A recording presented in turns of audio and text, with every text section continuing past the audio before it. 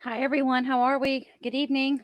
I wasn't planning on going live tonight, but I, I knew she was going to take the stand, but I was just surprised that she took it so quickly. So I did want to come on here and watch her testimony with you guys. Now, she was on there for a very long time today, so we may only get the first 2 hours, but I thought we could all watch together and make our comments along the way. Let's get this party started. And come on. Come on. It's my computer's running a little slow, but it'll fix itself in just a second. It's because I've got a download going on in the background. Box, okay?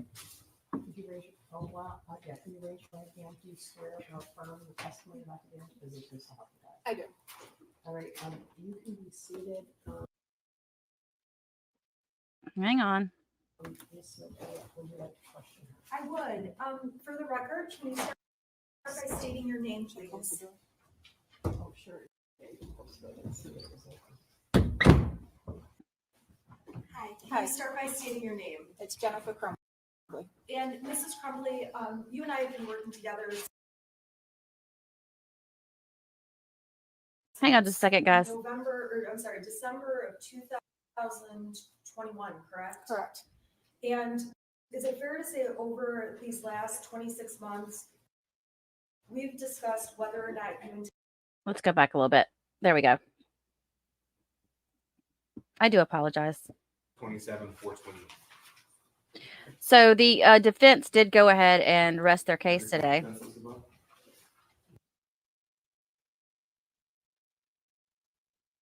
That was huge.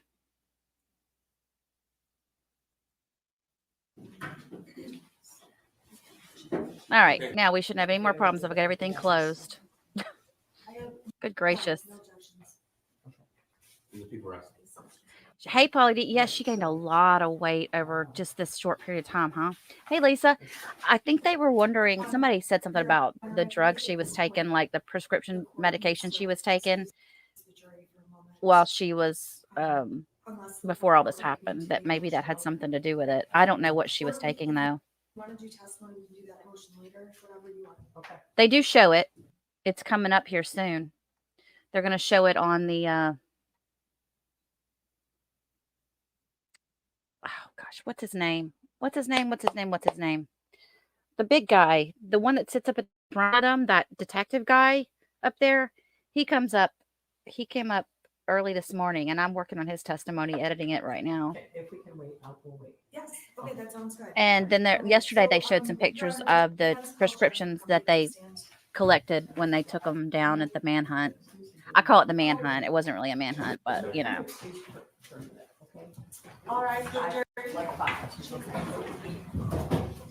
So originally, she was just going to put her up on the stand, and the judge was like, wait a minute. Let's go ahead and get the jury out of here first. Let's change my avatar. I'm going to put myself right there. I like that better. All right, you may be seated. You could make. Hey, Lenny.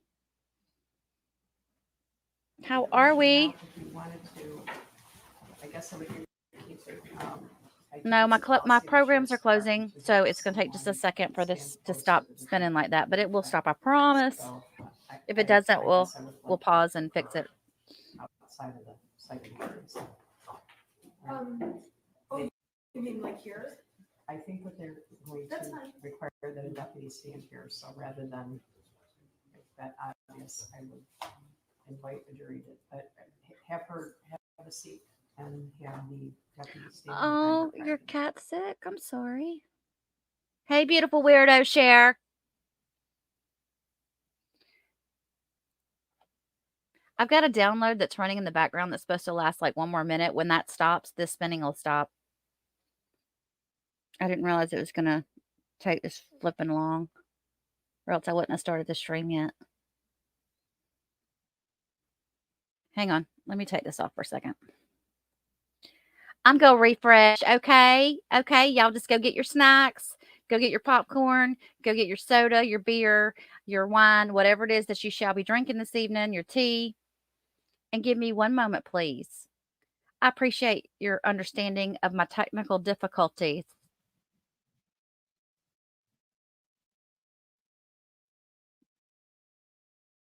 We'll do the motion later. Is that okay? Okay, go have a seat up there. And the deputy's gonna be behind you. You're just gonna start in the box, okay? If you don't mind, please hit that like button on your way in. It really helps me a lot, guys. Get that algorithm set so people come in and find me. All right, And I'm going to stop talking here in a minute when she starts talking. I promise. I would. I'm crazy. I'm really more organized than I seem, to be honest with you. I really am. I've been working my butt off trying to get clips out on this trial. When you do that voice, you sound exactly like the doo-doo ball. Oh my gosh. Don't start me with that. Don't start me with that. All right, let me take this off for a second. I got to refresh. Let's refresh. Let's start this over. Give me just a few minutes. One moment, please. Hold, please. Talk amongst yourselves. So who watched this today already? Let me know in the chat or the comments.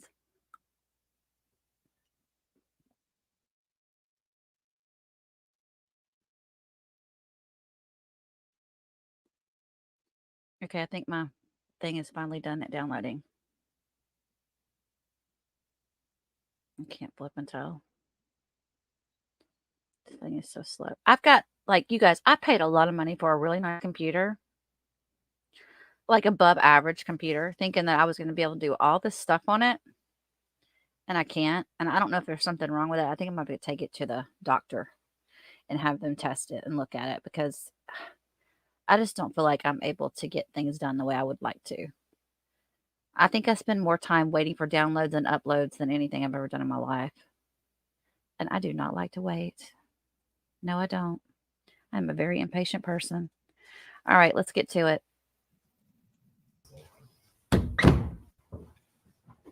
Hi. I got one. I got a new It's graphic Jennifer card. Crumbley.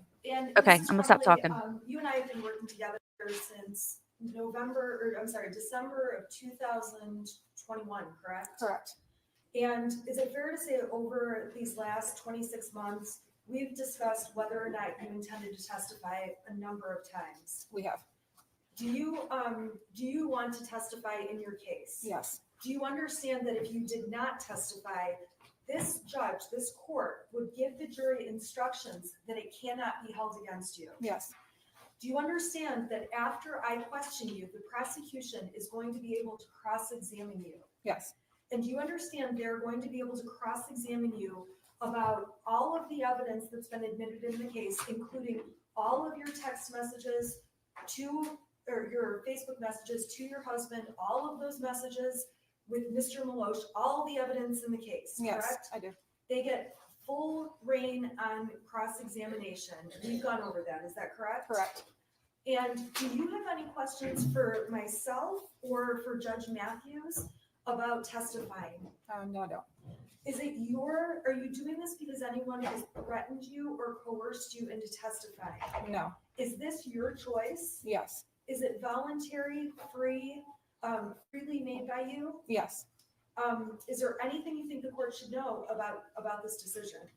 No. Just, do you have any questions for me, Mrs. Crumbley? I do not. Okay. All right. Should we address counsel's motion while the jury's out? I guess she mentioned that maybe we can do it later. We can reserve it. I'll reserve it. sounds good, thank you. All right, so, are you ready for the jury? I am.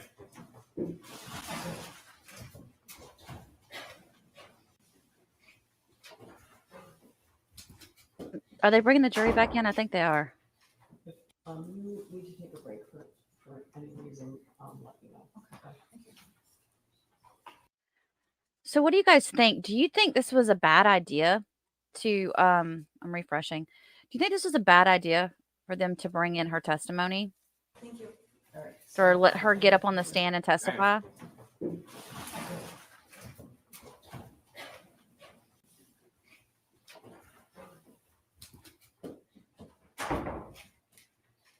You need to take a break for any reason, let me know. Okay. Thank you.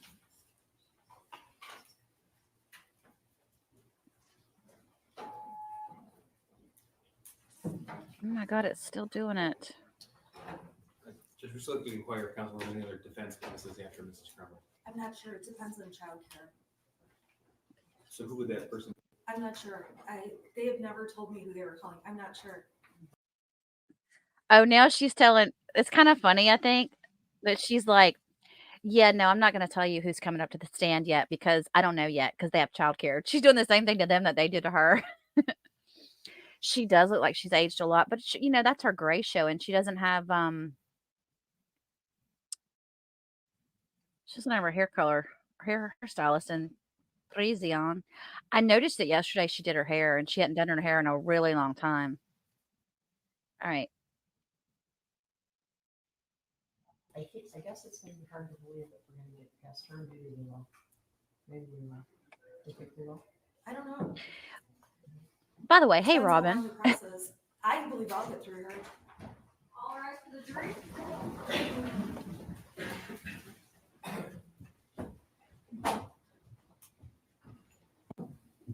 See, I think this was really good that they let her testify at first. Now, I haven't seen if what happened this afternoon. I haven't watched it yet because I've been over here trying to work on this stuff. But I wonder if they're going to regret letting her do that. But I do think you get a really good Yes. view of her Mrs. Crumbley, would you, raise your hand? personality and whatnot. You swear or affirm the testimony about today is the truth, so help you God. I do. Thank you. Would you state the name for the record, spell your first and last name? It's Jennifer Crumbley, JENNIFER, CRUMBLEY. Go ahead, Ms. Gill. Remember, I'm gonna pull the podium up just so I can see a little bit better. Okay, sure.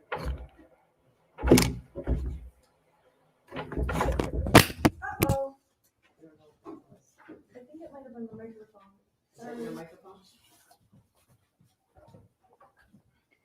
She said she trusted her lawyer earlier.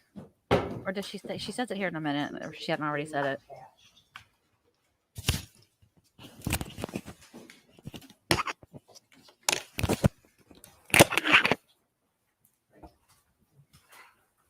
All right, good afternoon.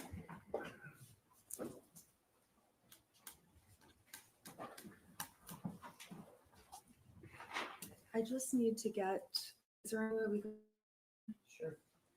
All right. Usually that one goes on last, so. I'm gonna leave this unplugged for a moment. So that when I need an exhibit, I'll just plug it in. Okay. Because I don't have those fancy like in between slides. Yeah, this one goes on and then that goes on, but Well, they don't all go on simultaneously. they don't, okay. Let's see if it goes. I guess I feel like I'm the only one who can see all three of them. This one is not on. Oh, there, all Okay. three of them are. Let's see what happens when I just go like. Okay, I'm gonna have to pull it out each time, so I apologize in between exhibits. So then I'm gonna pull it out. Okay. All right, Mrs. Crumbley. Can you please start by identifying yourself? Tell the jury who you are. My name is Jennifer Crumbley, and I'm the defendant in this case. And how old are you? I'm 45. Mrs. Crumbley, the jury has heard so much testimony. Do you agree? Yes. I'm gonna go a little bit faster through things, and if there's something we need to explain, or if I'm cutting you off, let me know. Okay, and you understand that as I speak, you have to wait for me to finish speaking? Correct. Okay, so Mrs. Crumbley, very briefly, go ahead and tell the jury what you did for a living. I was a marketing director at a real estate acquisition company. And how long did you hold that position? 5 years. Now, does that kind of position include any kind of presentations or public speaking, anything like that? Not a lot. And how do you feel right now about talking to this jury? Public speaking is probably my biggest fear. So very nervous. Okay. And at times, You have been upset during this trial, is that correct? Correct. Are you okay to keep proceeding? Yes. I want you to tell this jury just a little bit about your personality, and I think we've seen some of it on the videos. Is that fair to say? You have. Okay, let's talk about when you have a really stressful situation. What is your, like, let's say an animal dies in your family or a person dies in your family.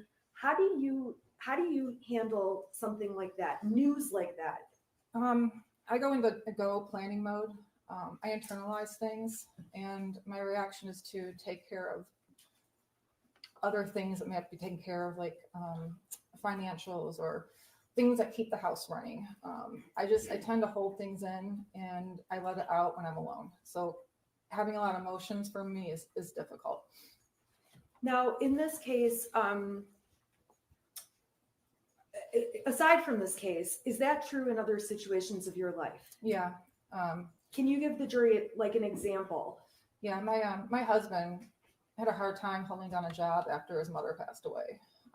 So when he would lose a job, I would actually be the one finding the ones for him and sending them from Indeed or Monster and taking plans of how we're going to put certain things on payments. It's just, I take control of things. That's just what I do. Okay. And you, I want to talk to you. You mentioned your husband. When did you and James Crumbley meet? In October of 2004. And how long have you been together then? It will be 18 years this September. And are you still together and married at this time? We are. Have you spoken to him recently? No, How long has it been since you've spoken to him? a little over 2 years. So since the day of the shooting, Correct. or not shooting, the day you were arrested. Correct. You have a son. Yes. The jury's heard a lot about your son. Okay. I want to talk about your son prior to November 30th. Okay. Okay. Tell the jury how old he was at that time. He was 15 years old. And give the jury an idea about what kinds of things he was into, what his hobbies included. Oh, he was really into bowling. He was actually really good at it. He was into metal detecting. He was into, What do you mean by metal detecting? he would we have a metal detector, so we would go to the beach, or we went to Florida out by the ocean or the neighbor's yard. They weren't there anymore, so you go in the neighbor's yard and see if you can find old coins or cans or whatever he would find. But he really liked that. He was into his BB guns and target practice. We had a half acre of land in the village of Oxford that went straight back. So in the backyard, we set up little targets that we got from Amazon that you can just kind of shoot down like little whatever. He was into his video games. He did soccer from age 3 until 9th grade. He had a lot of different interests. Coin collecting. Do you have some interests? I do. Okay, we've heard about horses. I like horses. I also snow ski. I'm a big reader, and I worked a lot, so I didn't have a lot of time to do the reading. Okay, now when you say snow skiing, did you ever back up. Were there any activities that you and Ethan enjoyed doing together? Yes. I joined the ski patrol because the family can ski free, and also to help people out. So I got him into skiing at the age of 7, and he would come out with me on my patrol shifts and come skiing with me. So we were in that together. What about horses? Did he ever go out to the barn with you? He did, but he didn't really like horses. The one horse I had was kind of aggressive, so it intimidated him. And it kind of turned him off from going to the barn. It's kind of boring if you're not the person with the horse. There's a lot of standing around and a lot of nothing. Okay. So would you spend time together with him at home? Yeah. Okay, tell the jury what kinds of things you guys did as together or as a family. We did a lot of board games. We also had the virtual reality set for the PS4, so we did a lot of the Beat Saber. You can probably do that. I don't even know what you're talking about. It's like you're holding lightsabers and has music, and you have to like hit the beats, but it's all in 3D. So it's a virtual reality headset. Okay, so you would do that with him? Yeah. Okay, what else? We had a pool. We liked swimming together. I mean, really just normal stuff. Okay, did you do holiday things? We did. Give us some examples. So every year for around Thanksgiving, I always cook Thanksgiving dinner. The day after, we would go cut our Christmas tree down. And then we decorate that weekend. We watch National Lampoon's Christmas Vacation. Halloween, we grew our own pumpkins. So we always carved our own pumpkins and had a whole bunch put around the house. Easter, it's normal family stuff. Did you have an interest in like home improvement kind of stuff? Yeah, our house was an auction house. So basically it was wrapped in blue tarp when we bought it at auction. So we've been trying to improve the house since 2015. So we new roof, exterior, and then I've been working on exterior and interior ever since. Were there things that your son was interested in outside of video games? Was there anything academic that he was interested in? He really liked history. He was a big history buff. We can play Trivial Pursuit, and he would get me in history every single time. But that was probably his only favorite subject. The rest he could do without. How did he do in school? He did good if he applied himself. His problem was he didn't try as hard as I think he could, so he had up and down grades. I would say he's about average. Okay, and when you say about average, was that something that you talked to him about? Was that something you monitored? Tell the jury about that. Yeah, you heard about the Power School app during this trial. So I had it on my phone and I was on it multiple times a day. And his grades would fluctuate based on what assignments the teachers turned in on the Power School app. Our biggest struggle with him were missing assignments. That was the one thing we battled all the time. Why was that a hot button issue for you? Because there's no reason why he should have missing assignments. He had a homeroom class and get assignments done in. Okay. There were, you talked about your job. What were the average hours you worked a week?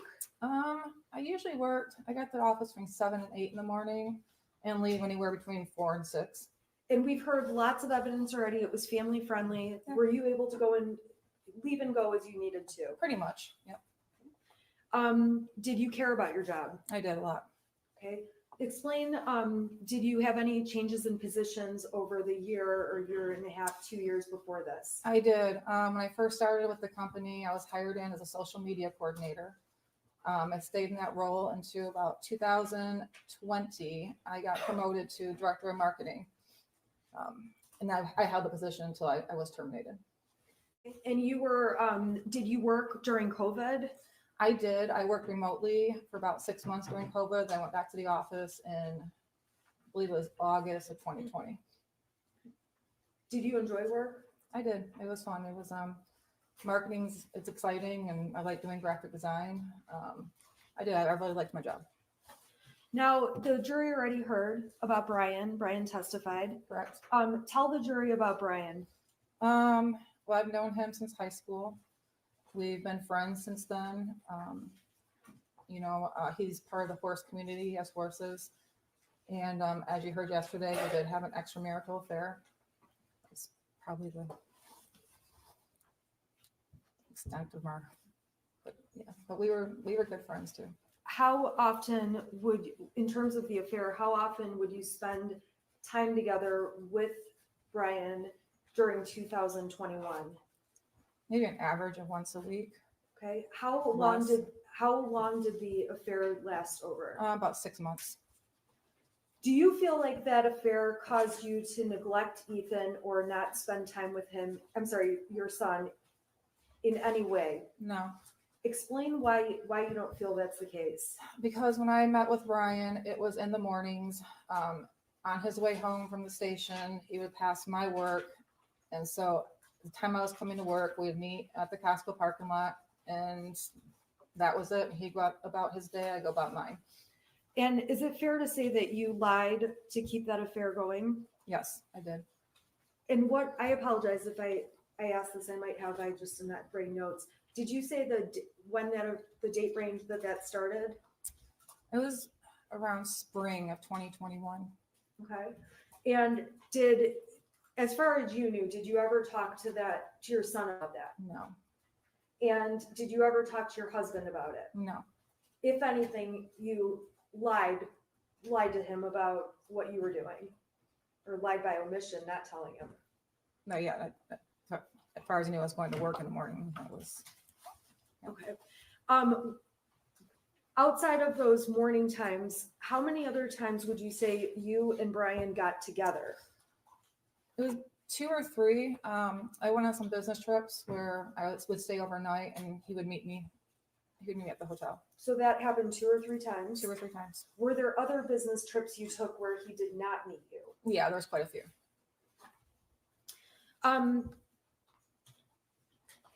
When Christy Gibson Marshall testified, do you remember who she was? I do.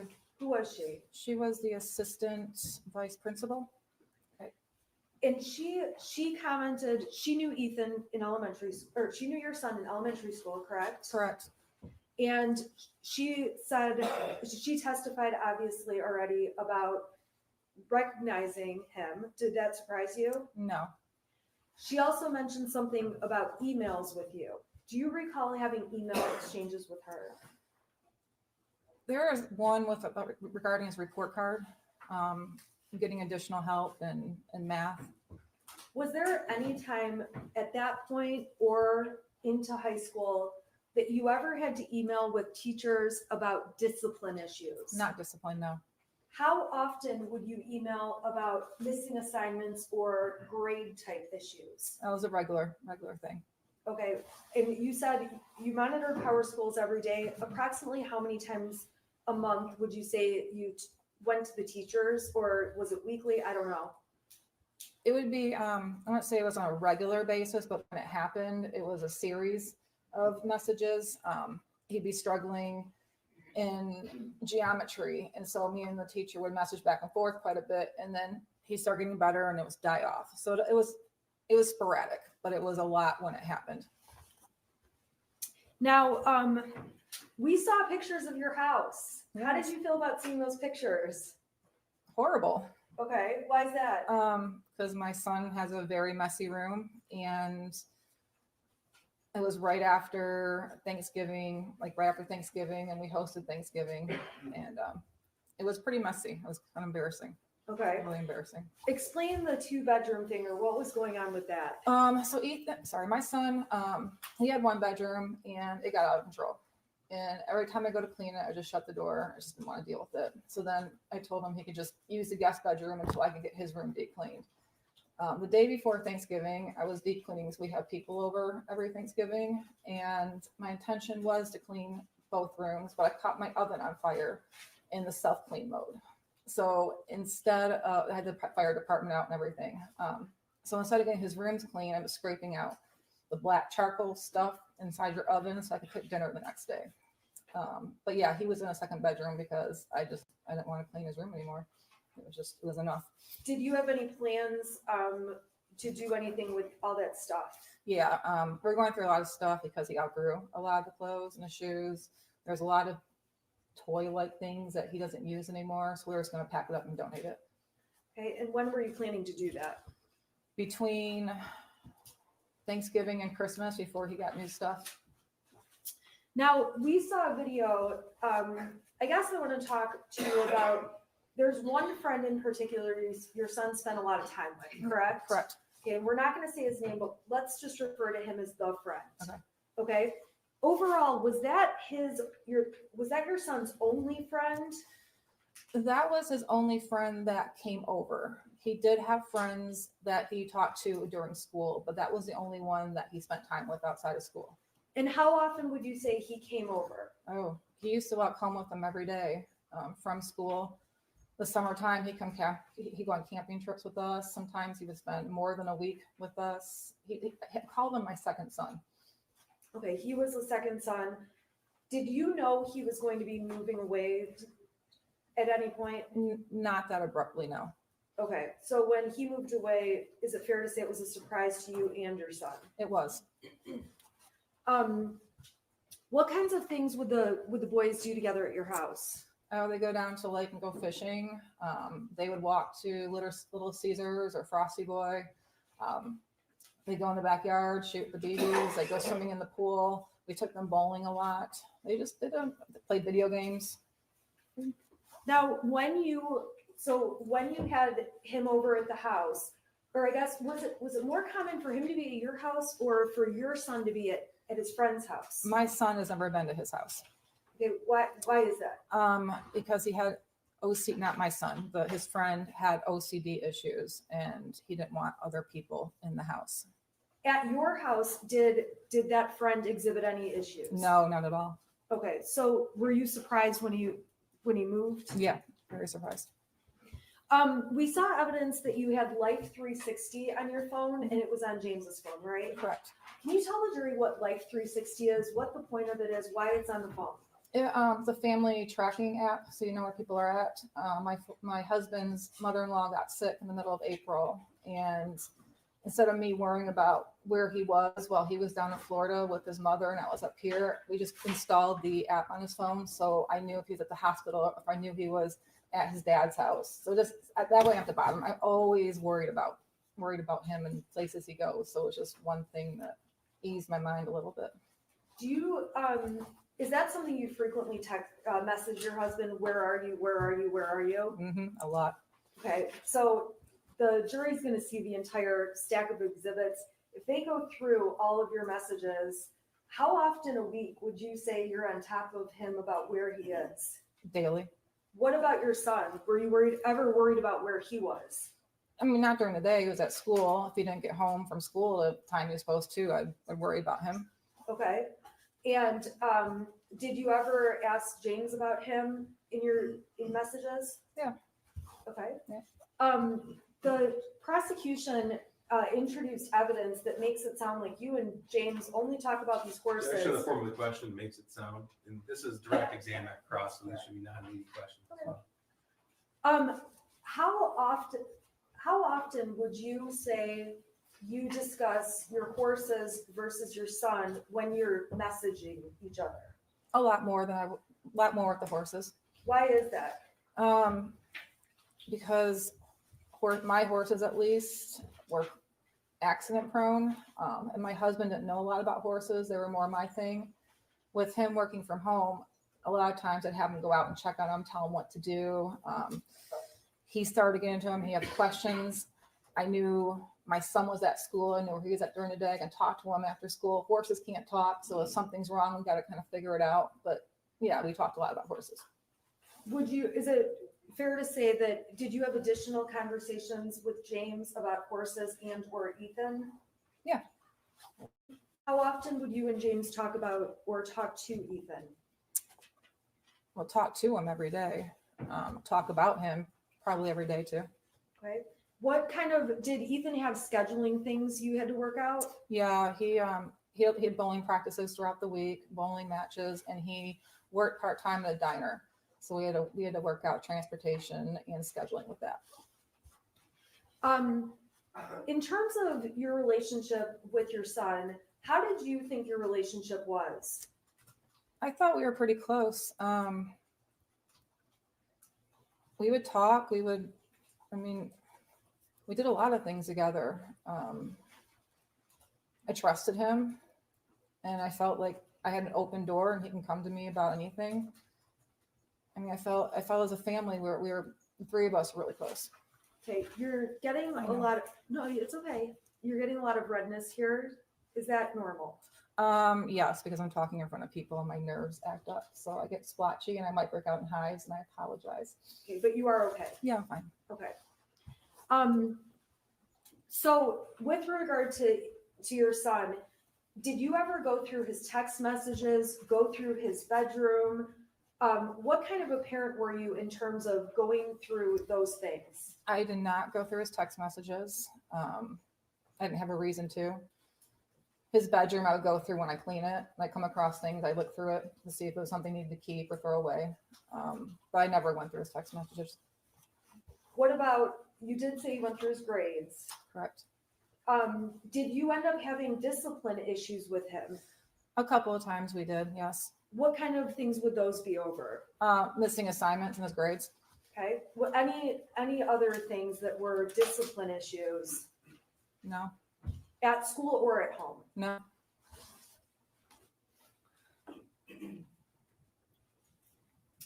Was there ever a time where you took away your son's phone? Yes. Okay, do you recall when that was? I don't remember exactly. I just know he got really angry about it. But we took him away a couple of times. We've taken his video games away. Why did you do that? Missing assignments in his grades. Okay, so same stuff. Same stuff. Okay. We're going to talk about some of the text messages, and you would agree the prosecution admitted some text messages about one of those times when you took away his phone. Correct. Okay, so we'll get there. Okay. I want to talk about mental health. Did you ever believe that your son needed mental health treatment, therapy, counseling, anything? No, I mean, there's a couple of times where Ethan had expressed anxiety over taking tests, anxiety about what he was going to do after high school, whether it was college, military. So he expressed those concerns to me, but not to a level where I felt he needed to go see a psychiatrist or a mental health professional right away. No. Did you ever deny him or say, no, I'm not going to take you to a mental health professional? Did he ever ask you? No, I mean, he one time when he was talking about what he wanted to do for his future, I don't know, he was feeling really down about it and stressed. My husband did call his school counselor to try to talk to him because they do a lot of future academic planning with the tech school. Was that a mental health issue? No, it was more or less addressing what was upsetting my son at that time. Okay, and what was upsetting him? The fact that he didn't know what he wanted to do. His grades weren't that great, so he was stressed out about getting into college. He was just having a hard time with his future goals. Was there ever a time he was considering military? He talked about it, yes. Okay. Any other things that he talked about? He wanted to go into video. He wanted to design video games. He wanted to own his own car shop, like not be the mechanic, but own the shop that mechanics worked at. But that was about it. Okay. Were there other kinds of health treatments you did get for him? Like, did you take him to the doctor? Yeah. How often or for what? When he got sick, if it was obviously, during COVID, it was different because every little thing I freaked out about. So we'd take him to get a COVID test or take him to the doctors. But growing up, it would just be if he had a headache that persisted for longer than a week. But most things are nothing serious. Did he have insurance? Did you have insurance coverage on your son? My husband did. Okay, always, or were there times where you didn't? This is important, you guys, right here. All the way up through October of 2021 when my husband lost his job. And I was going to add him on to my health insurance in November of 2021 at the end of the enrollment period. That was the only time that insurance lasts with him. Was that one of the outstanding things going on the day that all of this unfolded? It was. Despite, in addition to physically going to the doctor, did you have access to some kind of virtual plan? Yeah, through my company. It's called Allied Health Network. It's a virtual doctor's visit. And actually the prescriptions were free too. They didn't cost anything. So we use that. If we had strep throat, you can take a picture of the throat, send it to the doctor, and they can treat it from there. Were there times that you called that did virtual visits regarding your son? Yeah. And were there times, did you ever go to an urgent care or anything like that? Yep. For what kinds of things? Well, usually for sports physicals, but if he was younger and had a really high fever and his regular doctor couldn't get him in, we take him to urgent care.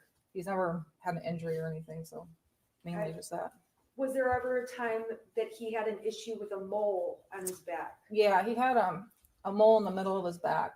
And when I was putting sunscreen on him, I noticed it changed color. So I made an appointment for the doctor to take him in to take a look at that. Now that was when he was much younger, correct? He was about 7, I believe. You mentioned something about headaches for a week. You took him to the doctor. Was there a time where he had a headache issue? Yeah, he was getting really bad headaches that we couldn't figure out what it was. When was that? Started young, probably around 5 years old, and he kept complaining. The doctors didn't really see anything. We even got X-ray of his head to see if there was any bumps. Still Or, check his irrelevance when he's 5 or 6 years old. I was asking, I didn't know when it was. I was just asking if she got a medical. but it's gone appointment. on through the years. Okay, and Okay, go ahead. So then we found out that he needed glasses. So around 8 or 9, we got him glasses, and that didn't work. He got X-rays done for dental in middle school. Found out he had a severe underbite, which was causing tension in the back of his neck. So we got him braces in 8th grade, and once he had his braces, that seemed to fix the headaches. okay. Now with the braces, was that an easy process? No, Why not? because he's horrible at brushing his teeth. He went use the water pick we got him. He wouldn't brush properly. He would constantly get cavities in his braces, so we ended up taking the wires out because one time he had 13 cavities under the braces, and we're trying. Prior to him getting braces, did he ever have cavities? Yeah, he had a few. Okay, but did the braces, was it more after the braces? Yeah, because he wasn't brushing properly around his braces, so there he was getting them under, and we had to get the wires removed and take them to get those filled until we could get the wire put back on. So it was like an off and on procedure. Yeah. Okay. I want to go through some exhibits for you that the defense has proposed as exhibits B through XX. And I'm going to ask, I wanted to add one more on as YY. Judge, counsel's proposed a number of exhibits appear to be from Facebook, not from a subright extraction, but from Facebook. Some predate the incident by years. So as far as relevance, Judge, I don't mind any exhibits around the date of the offense or even the relevant time periods, spring of 2021. But prior to that, it doesn't appear to be relevant. Your Honor, they have the specific pictures I was using since October. The specific pictures, isolated, not all the pictures, but specific pictures I was using. They never filed a motion to exclude any of those. They don't have to, right? Okay, so we'll go exhibit by exhibit. I haven't seen any of the exhibits, so they obviously will be pretty different. Okay, Your Honor, would you like me to bring you the hard copy, and then if the exhibit's okay, we can put it on the screen? Yeah, I can submit it. We'll put it on the screen. Okay, and I did them They just, have a copy, three copies of all That's this. it. Okay. Yeah, I haven't seen any of them, so. and I've actually had them redacted and then sent the redacted version to cut out the faces of any minors. Okay. Okay, so I'm gonna bring the court, what's been marked as B through, this is YY if it's admitted, B through YY. May I approach? Sure. Thank you. Okay.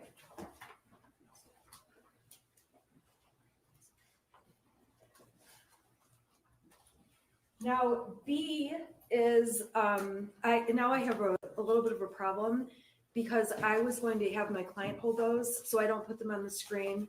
Because I don't know which ones, if any, the prosecution will stipulate to. So, I can be used to her. okay, so the first proposed exhibit is B. It's more than one It's page. several pages. It shows thumbnails throughout the years so the jury can see the variety of things posted on. Because the prosecution introduced text messages. How many pages is B? I believe it's 14. They're just like thumbnails.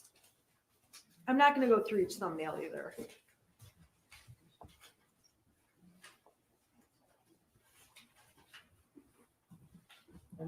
I'm just wondering, where does the second one start? It's C, Exhibit C. Exhibit C would be the next exhibit. Okay, I'm gonna get it. Okay, do you recognize what the court has just handed you? Yes. Okay, what is Exhibit B? What does it appear to be? These are pictures I've posted on Facebook.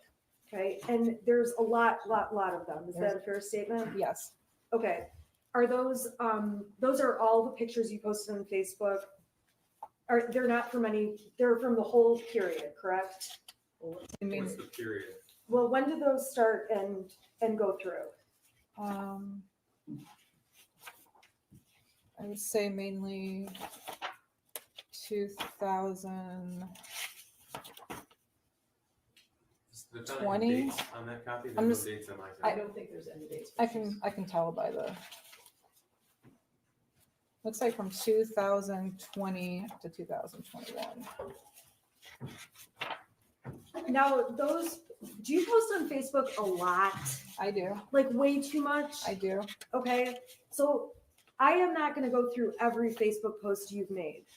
You understand that, right? Yeah. Okay. Would this exhibit give the jury an idea of what you post about generally if they just took a look at the variety of pictures? Yes. I have to object to relevance. Again, it's from the time period that's relevant. I have no objection to these coming in. But even the defendant doesn't know with specificity when these were taken. She says they start in 2020. She thinks. No, I know. And there's no dates on there. Yeah, you'll have your turn. There's no dates on there. And if it's from the spring of 21 onto the shooting event, that's fine. Your Honor, That's the the time we talked prosecution has about. made it sound like, Okay, look, you specifically asked that you guys not talk at the same time. sorry, Yeah. I did. All right, so. So B appears to be a thumbnail version of pictures. The rest of the exhibits are pictures with dates next to them. Okay, And that might be the best way to go through which ones are from the right date and which ones aren't. okay, well, date wise, this happened, November 30th, 2021. That's right. And things have been put into evidence with regard.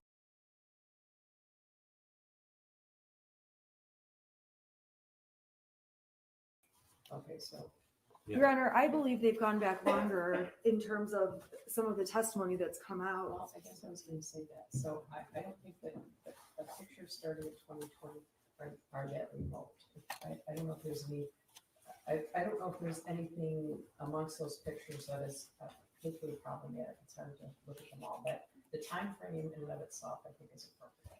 Well, there are some, just so the court's aware, there's posting 2017, 2019. Wait, what Those is are in the following ones where I did picture by picture.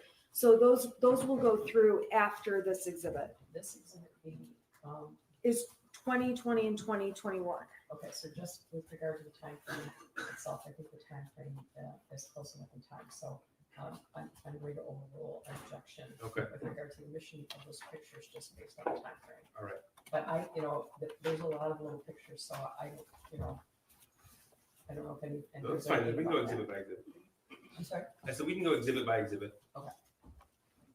the pictures in 2020, the pictures in defendant's exhibit B are small, so the exhibit contains a lot of little pictures, so I haven't Right. looked at those. I assume the prosecution has, so I don't know if Yes, any of the sir. pictures are objectionable with regard to the individual pictures, so. Just it's the relevant dates was the objection. Okay, Okay, so Mrs. Crumbley, the jury is gonna get these if they want to sit and look at all of them. Okay, I don't want to go through all of them. There ends up being pages and pages. What are all of these? The ones that are on the screen right now is Christmas of 2020 with the 2 white dogs and us posing from the Christmas tree. I'm just trying to get like an over idea of topics that are in the photos. Animals, us going on vacations at the Sleeping Bear Sand Dunes, Leelanau, camping, holidays, more camping, horses, garden, my home stuff, cooking, more camping pictures. We got a bathroom remodel, another Christmas picture. Okay, and so these pictures give an idea of the variety of things you posted. Yes. So if your Facebook messages appear to have more. The reason she's doing this, guys, is because earlier when one of her coworkers testified, she doesn't follow Jen's account actively, and it made it sound like Jen never posted pictures of Ethan. Discussion of horses. How would you characterize the amount of horses on Facebook compared to the rest of your life? Over the last couple of years, more. It was hard getting a picture of my son when as he got older. He didn't like me taking pictures of him. But yeah, over between 2020 up until 21, there was a lot of pictures of horses. Okay, I'm gonna unplug this and move to Exhibit C. This goes back to 2019. I just put like one or two pictures from that year as Exhibit C. Well, C. So if the court just wants to let me know what. C, okay, so C and D, she's, you can identify this picture. Right? Yes. What's in C? What's the date of it? It is June 26, 2019. Okay, and what is that? What is it a picture of? It's a picture of my son holding his chinchilla. Okay, and then what about picture? Let's see here, D. Do you need the date? Yeah, what's the date? It's August 9th, 19. Okay, and what's the picture of? My son petting our horse. Okay. You know, Judge, it's fine. I don't have any problem with either. Okay, so you're admitted. Yeah, the rest of them. The rest of All them? of them? Yep. Okay, Judge. thank you. Okay, so, Okay, you're talking, then you need to be talking about E through, I don't know if it's just pictures, there's some others. This goes to XX, so.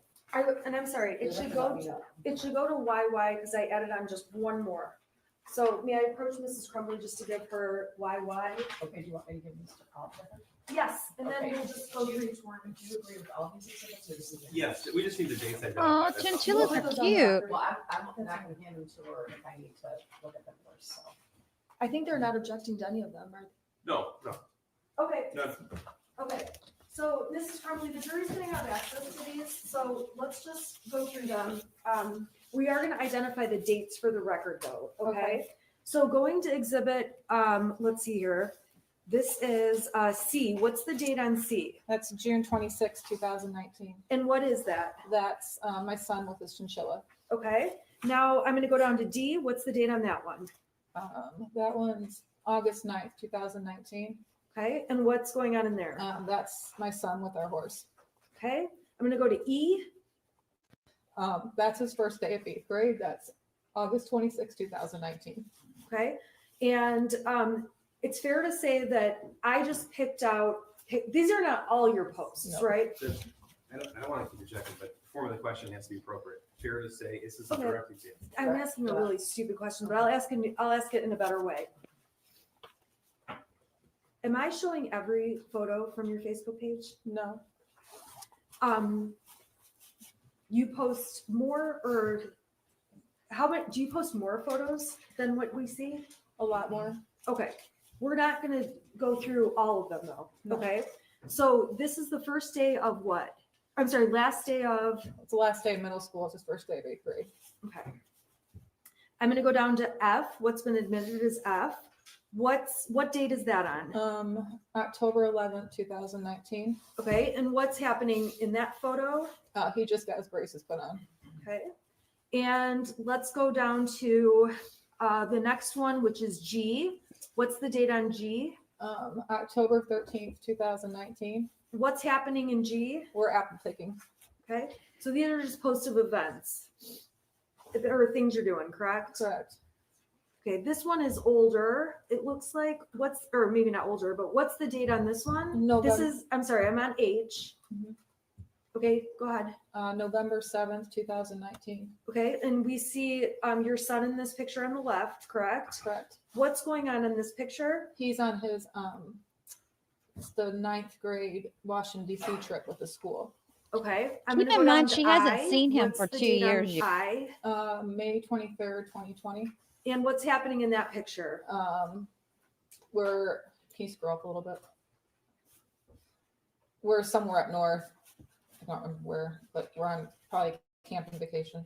Okay, he doesn't look thrilled to be in the picture. He doesn't like pictures. Okay. Let's go down to J.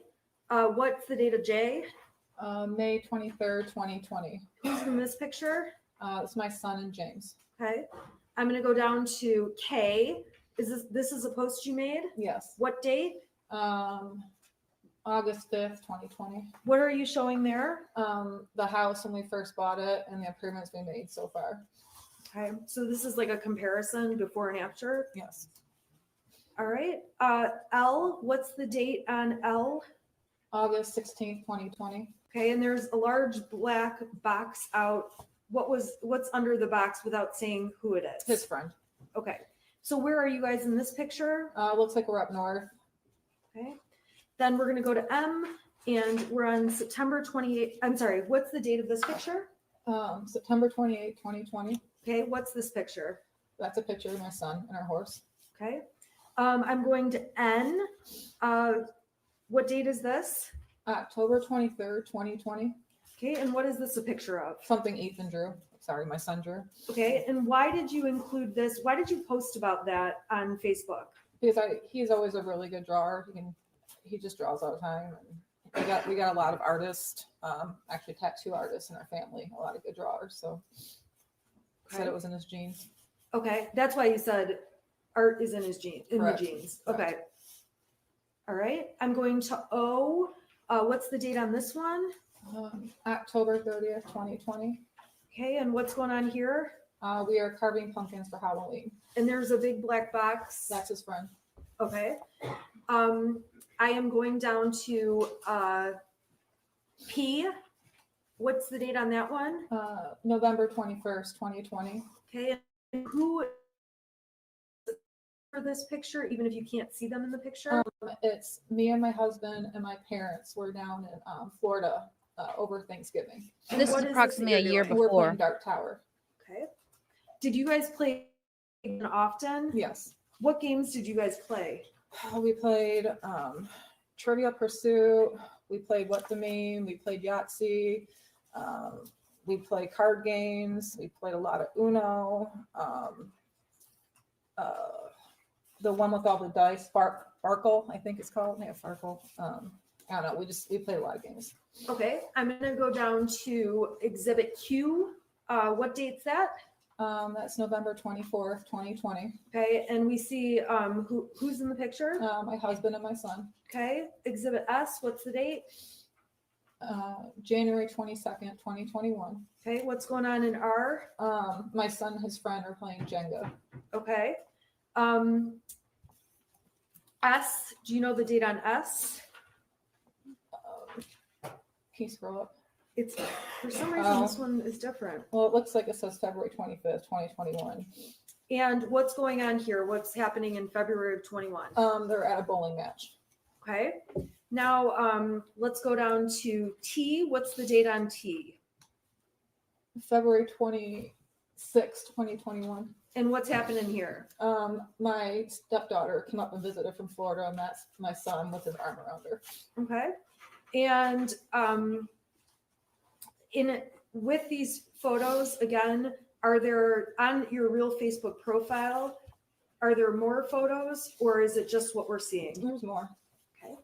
So what's the date on this exhibit U? May 15th, 2021. Okay, and what's the point of this post? There's a couple pictures. I was showing our backyard improvements that we've done since we bought the house. Okay. And then let's go to V. What's the date on V? May 16th, 2021. What are you showing here? Our garden. Okay. Now, this is W. What's the date on W? May 29th, 2021. Okay, and who's that? That's my son and Dexter, his kitten. Okay. Dexter is mentioned in one of the tapes. Is that correct? Yes. How is Dexter mentioned? When we were at the substation, I asked my son why, and he said, because I just did take care of Dexter for me. So when he said take care of Dexter, He's meaning his kitten. X, what's the date on X? May 29th, 2021. Okay, and what's going on this date?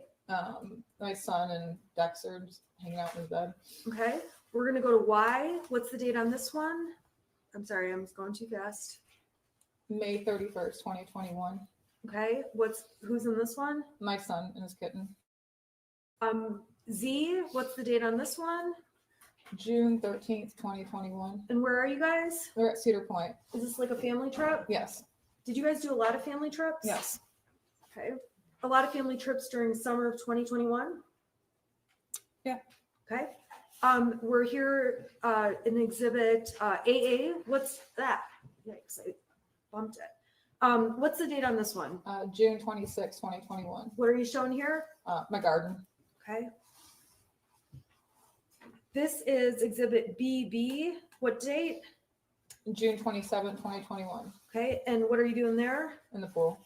Did you guys go in the pool with your son often? Yeah. He join us. Okay. And then let's see here. We've got CC date. July 4th, 2021. What's going on here? My son and his friend are playing badminton against my parents. Okay. Is this at your house? Yes. DD That's date. July 11th, 2021. Okay. What is this? Me and my son and his friend we found a little spot off the Pollyant Trail, which runs through Oxford. And there was some weird big boy stuff going on. So we kind of walked around and checked it out. Okay. Let's see here. EE. It looks like there's two posts on this date. What date is that? That's July 30th, 2021. Okay. And what's happening in these posts? The first one I posted, my son and his friend were both passed out from a lot of hiking we did that day. Okay. What about the next photo from? Those are pictures of the campground that we were at. Okay.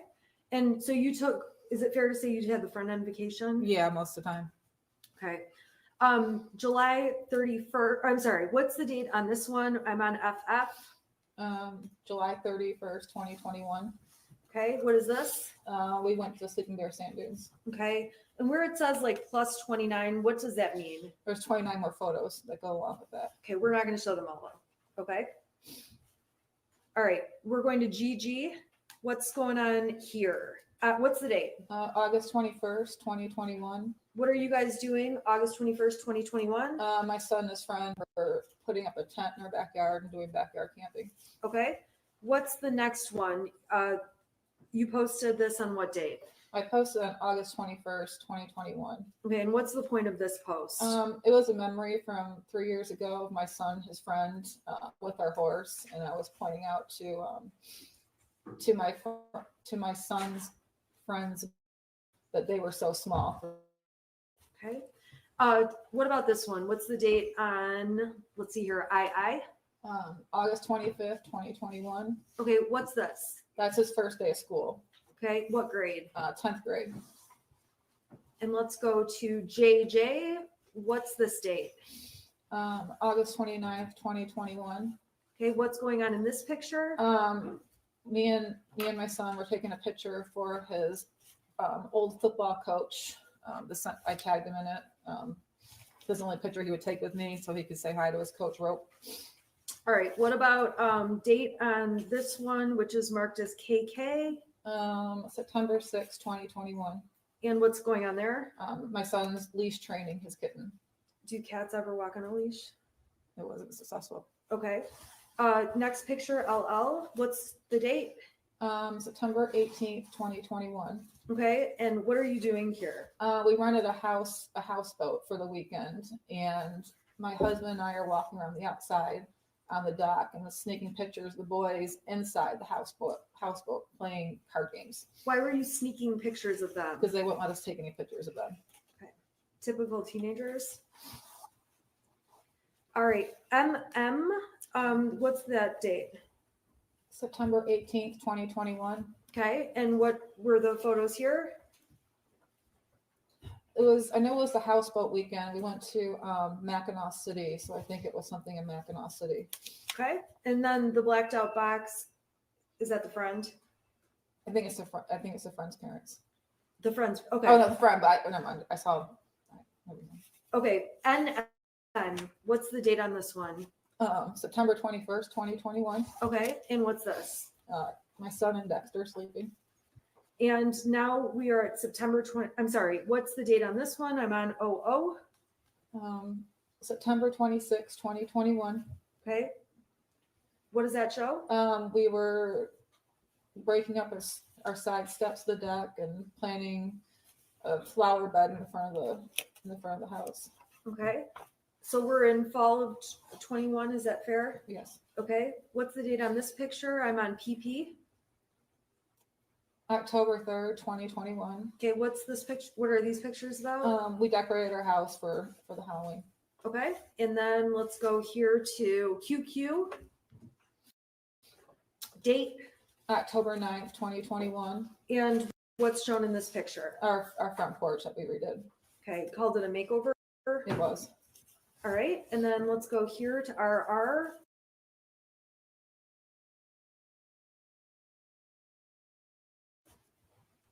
What date is that? October 15th, 2021. Okay, and what are you doing there? I was just showing what we've got so far with the paint job, remodeling the living room and dining room, basically. Okay. Next one is SS. What's the date on this one? October 25th, 2021. Okay, what is this? This was a text I sent to my son. Him and my husband were going somewhere, I don't remember, but I was just checking in. I said, you guys are okay? And my son made the comment, no, we're in the back of a white van headed to Alabama. He's very sarcastic and I found it funny and I posted it. Okay. Was he sarcastic Yeah. or I'm sorry. Sorry, go ahead. Explain the sarcasm. I mean, that's an example of it right there. Okay. Yeah, he was always sarcastic, always messing around with us. Okay. When you say messing around with you, we're gonna get to that when we talk about some other posts. Is that fair? Okay. Okay. So let's go down to this photograph. TT, what is this? What date? That's October 29th, 2021. Okay. And what are you doing? That's where we're on the virtual reality playing Beat Saber. Okay. And then this one, UU. Okay. What's the date on this one? November 26th or 25th, 2021. Okay. And what's going on here? Thanksgiving. Okay. Thanksgiving. Is this Thanksgiving Day? Yes. So this would have been Thursday. Correct. Okay. We're going to talk more about the next couple of days more slowly, but I'm going to go through the pictures first. Okay. And then I'm going to take them off the screen so we can talk a little more. Is that all right? Yeah. Okay. So what's the post? What is this post? What's the date on this one? VV. November 25th, 2021. And what is this picture? What are these pictures showing? Our family, my aunt and uncle, my cousin, her husband, and then me, James, my son. And then it shows us playing dice. Okay. Or left, right, center. Is this on Thanksgiving? Yes. All right. And then on WW, what day is this on? That's November 26th, 2021. Okay. And what were you guys doing on this day, November 26th, 2021, which is a day we're going to talk about in more detail? We're cutting a Christmas tree down. Okay. And then ultimately we have XX. What date is this? November 27th, 2021. Okay. So this would have been Saturday. Yes. And what's going on in this picture? We got our Christmas decorations and everything out. Okay. Then we have YY. What day is this from? November 26th, 2021. Okay. And what's happening in this picture? My son and my husband are laughing at me because I dragged them around the whole tree farm. Honestly, if I'm a juror, this information, these pictures and everything, it does paint a different picture than what they've been saying throughout the entire trial. So I think it's important to see this side of her because they really haven't shown it up until now. YY were admitted. Yes. Okay. And then the defense is only going to have one other exhibit, but we'll get to that one. Okay. Okay. So Mrs. Crumbley, I want to go back and talk to you. We went through a lot of Facebook pages, obviously, or pictures. On Thanksgiving, who was at your house? It was my aunt and uncle, my cousin, and her husband. And What did you guys do, if anything, that night? Well, they were there probably to about 7 or 8 o'clock. So we played left, right, center, just the normal family stuff. Did anything seem off or strange with your son? No, Was he spending time with family members, or was he in his room? What was he doing? he was back and forth. He would come out and play games with us, or when it got to adult talk, he would go in his room and play his video games. Now, we definitely saw a lot of his friend in the photographs. Were there other times where he would not have his friend with him? Yeah, there were times. Okay. Was he happy? Was he okay without his friend? How was he? Yeah, I mean, most of the times it was just the three of us. It was usually out of state travel. Okay.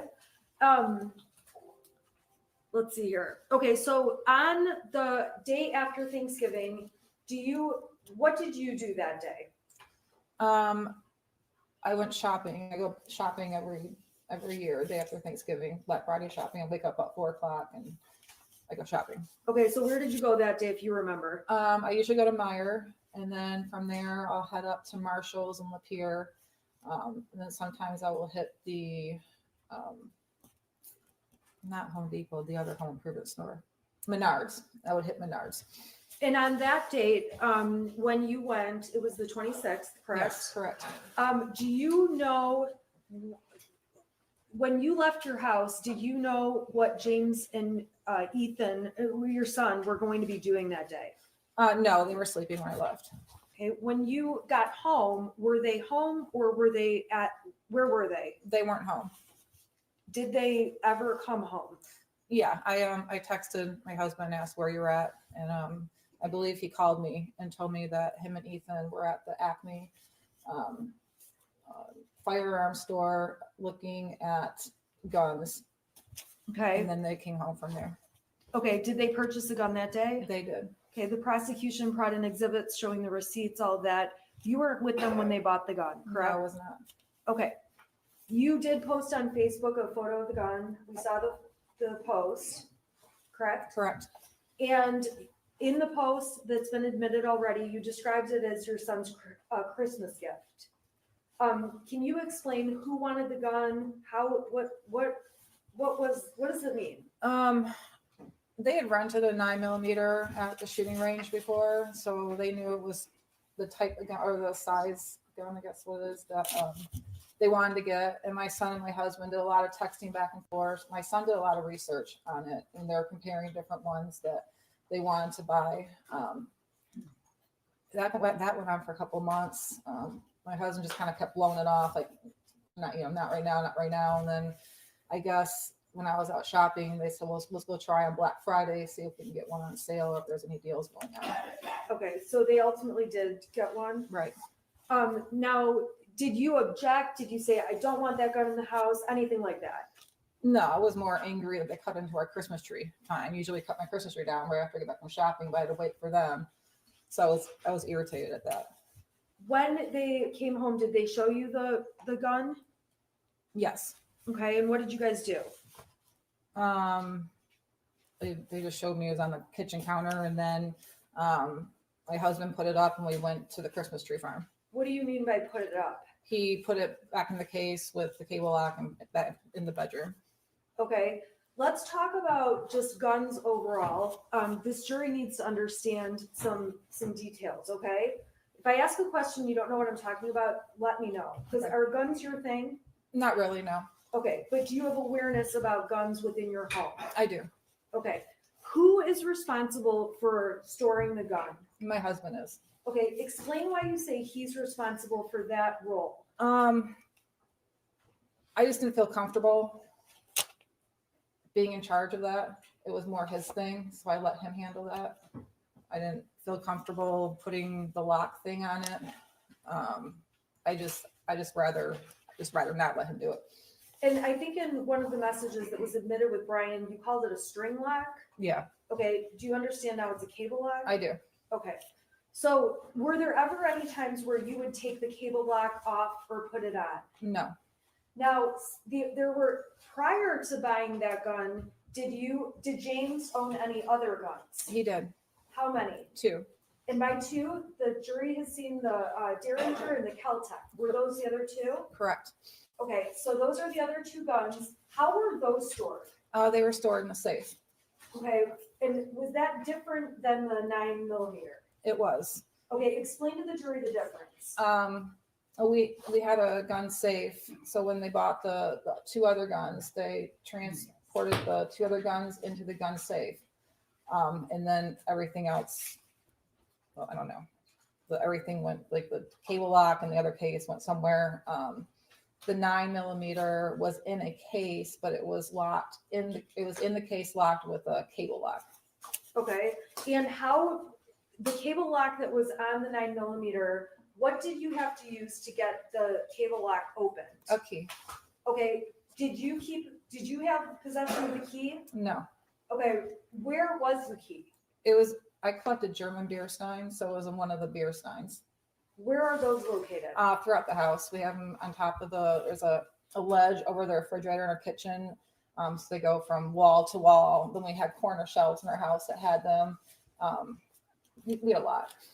Okay, did you know which particular beer stein the cable lock key was in? No, Do you know if your son knew which beer stein it was in? no, What about ammunition for the 9mm? Was there any bought on the 26th when the weapon was purchased? no. Okay, so that day, we saw obviously your Facebook post. You describe it as your son's gift. Did he have free access to that gun? No, it was for him to use at the shooting range only. Was he allowed to take it out? Not without my husband around. Did he know where it was kept? My husband hid it usually in our bedroom in different spots. Okay, what was the intention of hiding it? That's just what you're supposed to do. Okay, and when it was hidden, was it locked in any way? It had the cable lock on it. Okay, and you again testified about the key being in a beer stein. Correct. Would the beer stein be right by the cable lock? or- No, Okay, so where would the beer stein be? it would probably be in one of the ones in the kitchen. Okay, so the key's out there, and then you've got did you know where the gun was hidden in your room on November 26th when you put it away?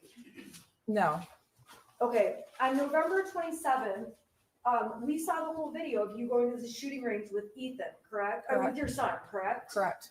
Okay, on that day, we see in the video that you carry the gun case into the gun range, right? Correct. Okay, how did the gun get to the gun range? Well, my husband had got it ready for me and put it in the back of my car, and What I does that mean, got it ready for took you? the cable lock off, put I guess I put the magazine things in the case and put it in the back of my car, and then I drove with my son to the shooting range with the gun in the back of my car. That's how I got there. Okay, did you see him or watch him take the cable lock off that day? No, Why not? I think I was just doing something else. I didn't pay attention. Okay, so when you got to the gun range, we saw in the video you carry it to the counter. Is that accurate? Yeah. Okay, the jury's seen all this, 5 bullets, and then you guys go shooting, correct? Correct. Okay, we obviously see you and your son, that shows the whole experience while you're there. Correct.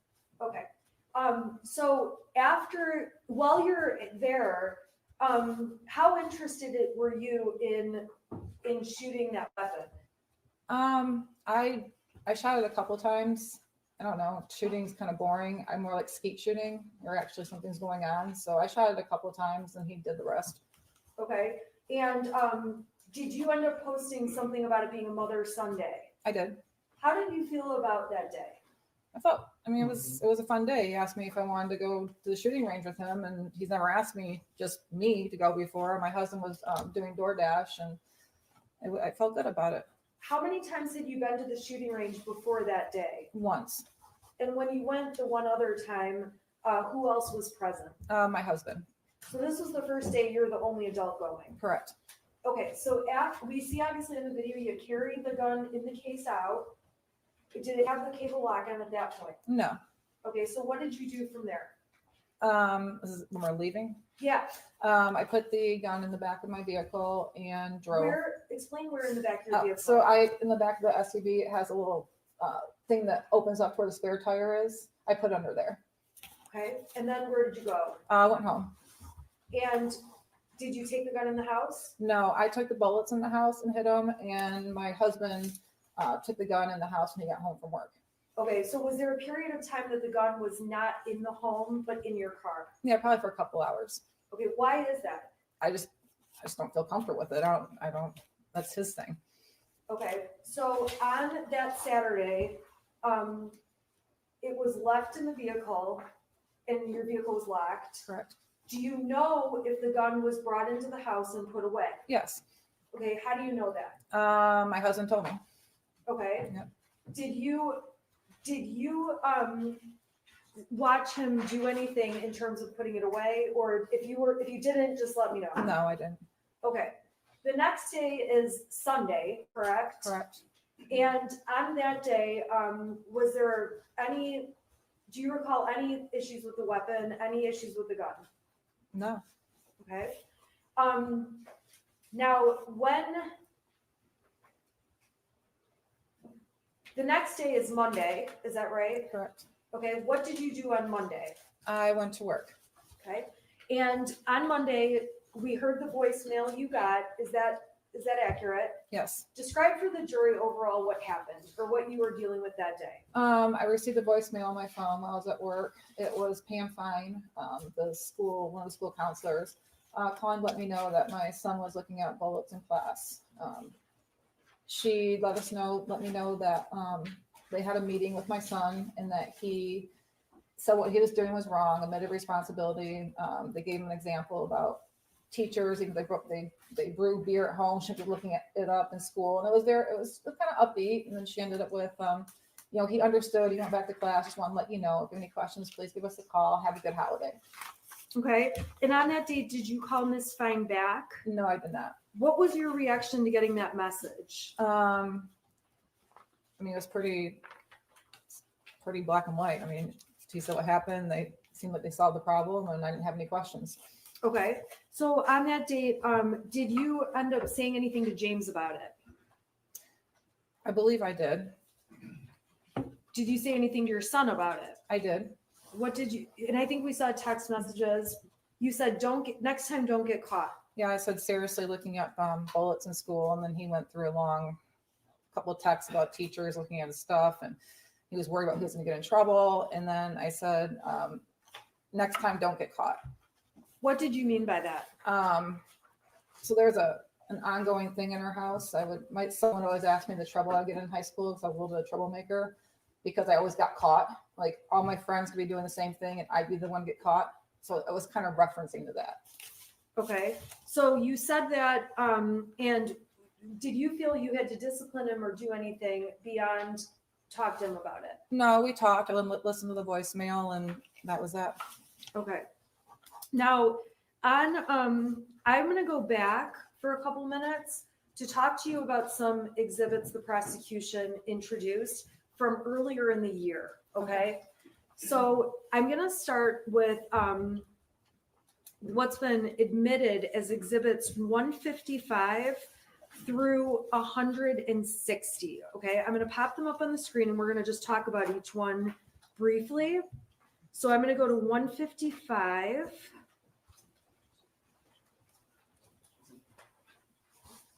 Okay, plug my.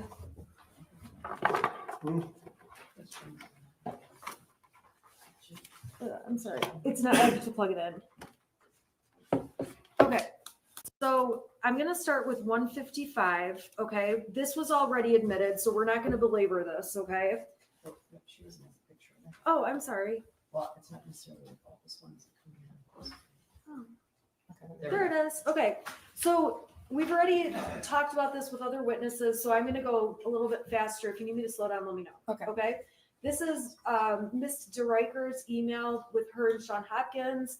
She's telling him, when you get a chance, can you call your son down and see how he's doing. He's failing my class, tries to sleep all the time in class. Sean responds, I'll catch him by the end of the day. Thanks, just a little worried. And that's that. You heard testimony about that, correct? Correct. Were you ever aware there was a time where your son was failing a class and trying to sleep all in capital letters all the time in class? I can't remember what class director was. So I'd probably be aware if he was failing that class from Power School, but I was not aware that he was sleeping all the time. So did anyone from the school let you know in May of 2021, hey, he's sleeping in class and failing? No. Okay, that was exhibit 155. And would that show up on Power Schools, that the emails between them? No. Okay, exhibit 166. This is from September 8th, 2021. It starts off with an email from Miss McConnell to Sean Hopkins. It says, can you please touch base with Ethan Crumbley? In his autobiography poem, he said he feels terrible and that his family is a mistake. Unusual responses for sure. He writes back, thanks for the heads up. I'm in senior meetings throughout the day. I'll try to catch up with him. Were you aware this was ever a discussion or an issue? No. Were you aware that Mr. Hopkins ever talked to or tried to talk to your son? No. Did anyone ever call you to make you aware of any of this? No. If you heard this, how would you react, or what would your reaction be? I'd be definitely concerned why he feels like his family's a mistake and he feels terrible. So that would be a concern to me. Okay. So this is something you were unaware of. Correct. And in fact, when did you find out these emails existed? We started getting discovery. Okay, so in this case. Correct. All right, so I want to go to 157. This is on November 10th of 2021. This is Miss McConnell sends Sean a message. Ethan Crumbley is having a rough time right now. We may need to speak with you. Sean writes back, I'm sorry, I was in a meeting through the end of the day. I'll catch up with him. Were you ever made aware that there was some issue on November 10th where your son was having a rough time? No. Did anyone from the school ever let you know? No. Did you ever see anything like this prior to us getting materials in this case? No. If you heard your son was having a rough time, what would you do to follow up? I would talk to my son, find out what's going on. Okay. And I am going to minimize these for 1 second. I want to go back to some other dates that were discussed and exhibits were admitted. And I'm going to go back to March 20th. I'm sorry. I'm going in order. So March 16th of 2021, the prosecution has admitted exhibits 85, 86, 85 through 94. And let's see here. 85 shows you guys are making plans and you say, I'm going to get drunk and ride my horse. Can you explain to the jury what you meant by that? And I'll get it up on the screen. I was going to have some drinks and ride my horse. It was St. Patrick's Day. I'm sorry, that's on the 17th, Correct. right? Okay, the 16th though, oh, I'm sorry, you're right. Okay, so explain that again. So let me get it up on the screen because I'm messing up. Okay, 85. Okay, so 85, I'm sorry, you're right. So on page 85, 432 is the page number. You write, I'm gonna get drunk and ride my horse. What was your plan that night? I was gonna have a couple drinks and go for a trail ride with my horse. Okay, did you do that night? Yes. And on people's proposed exhibit 86, or their admitted exhibit, this was a text thread between you and your son.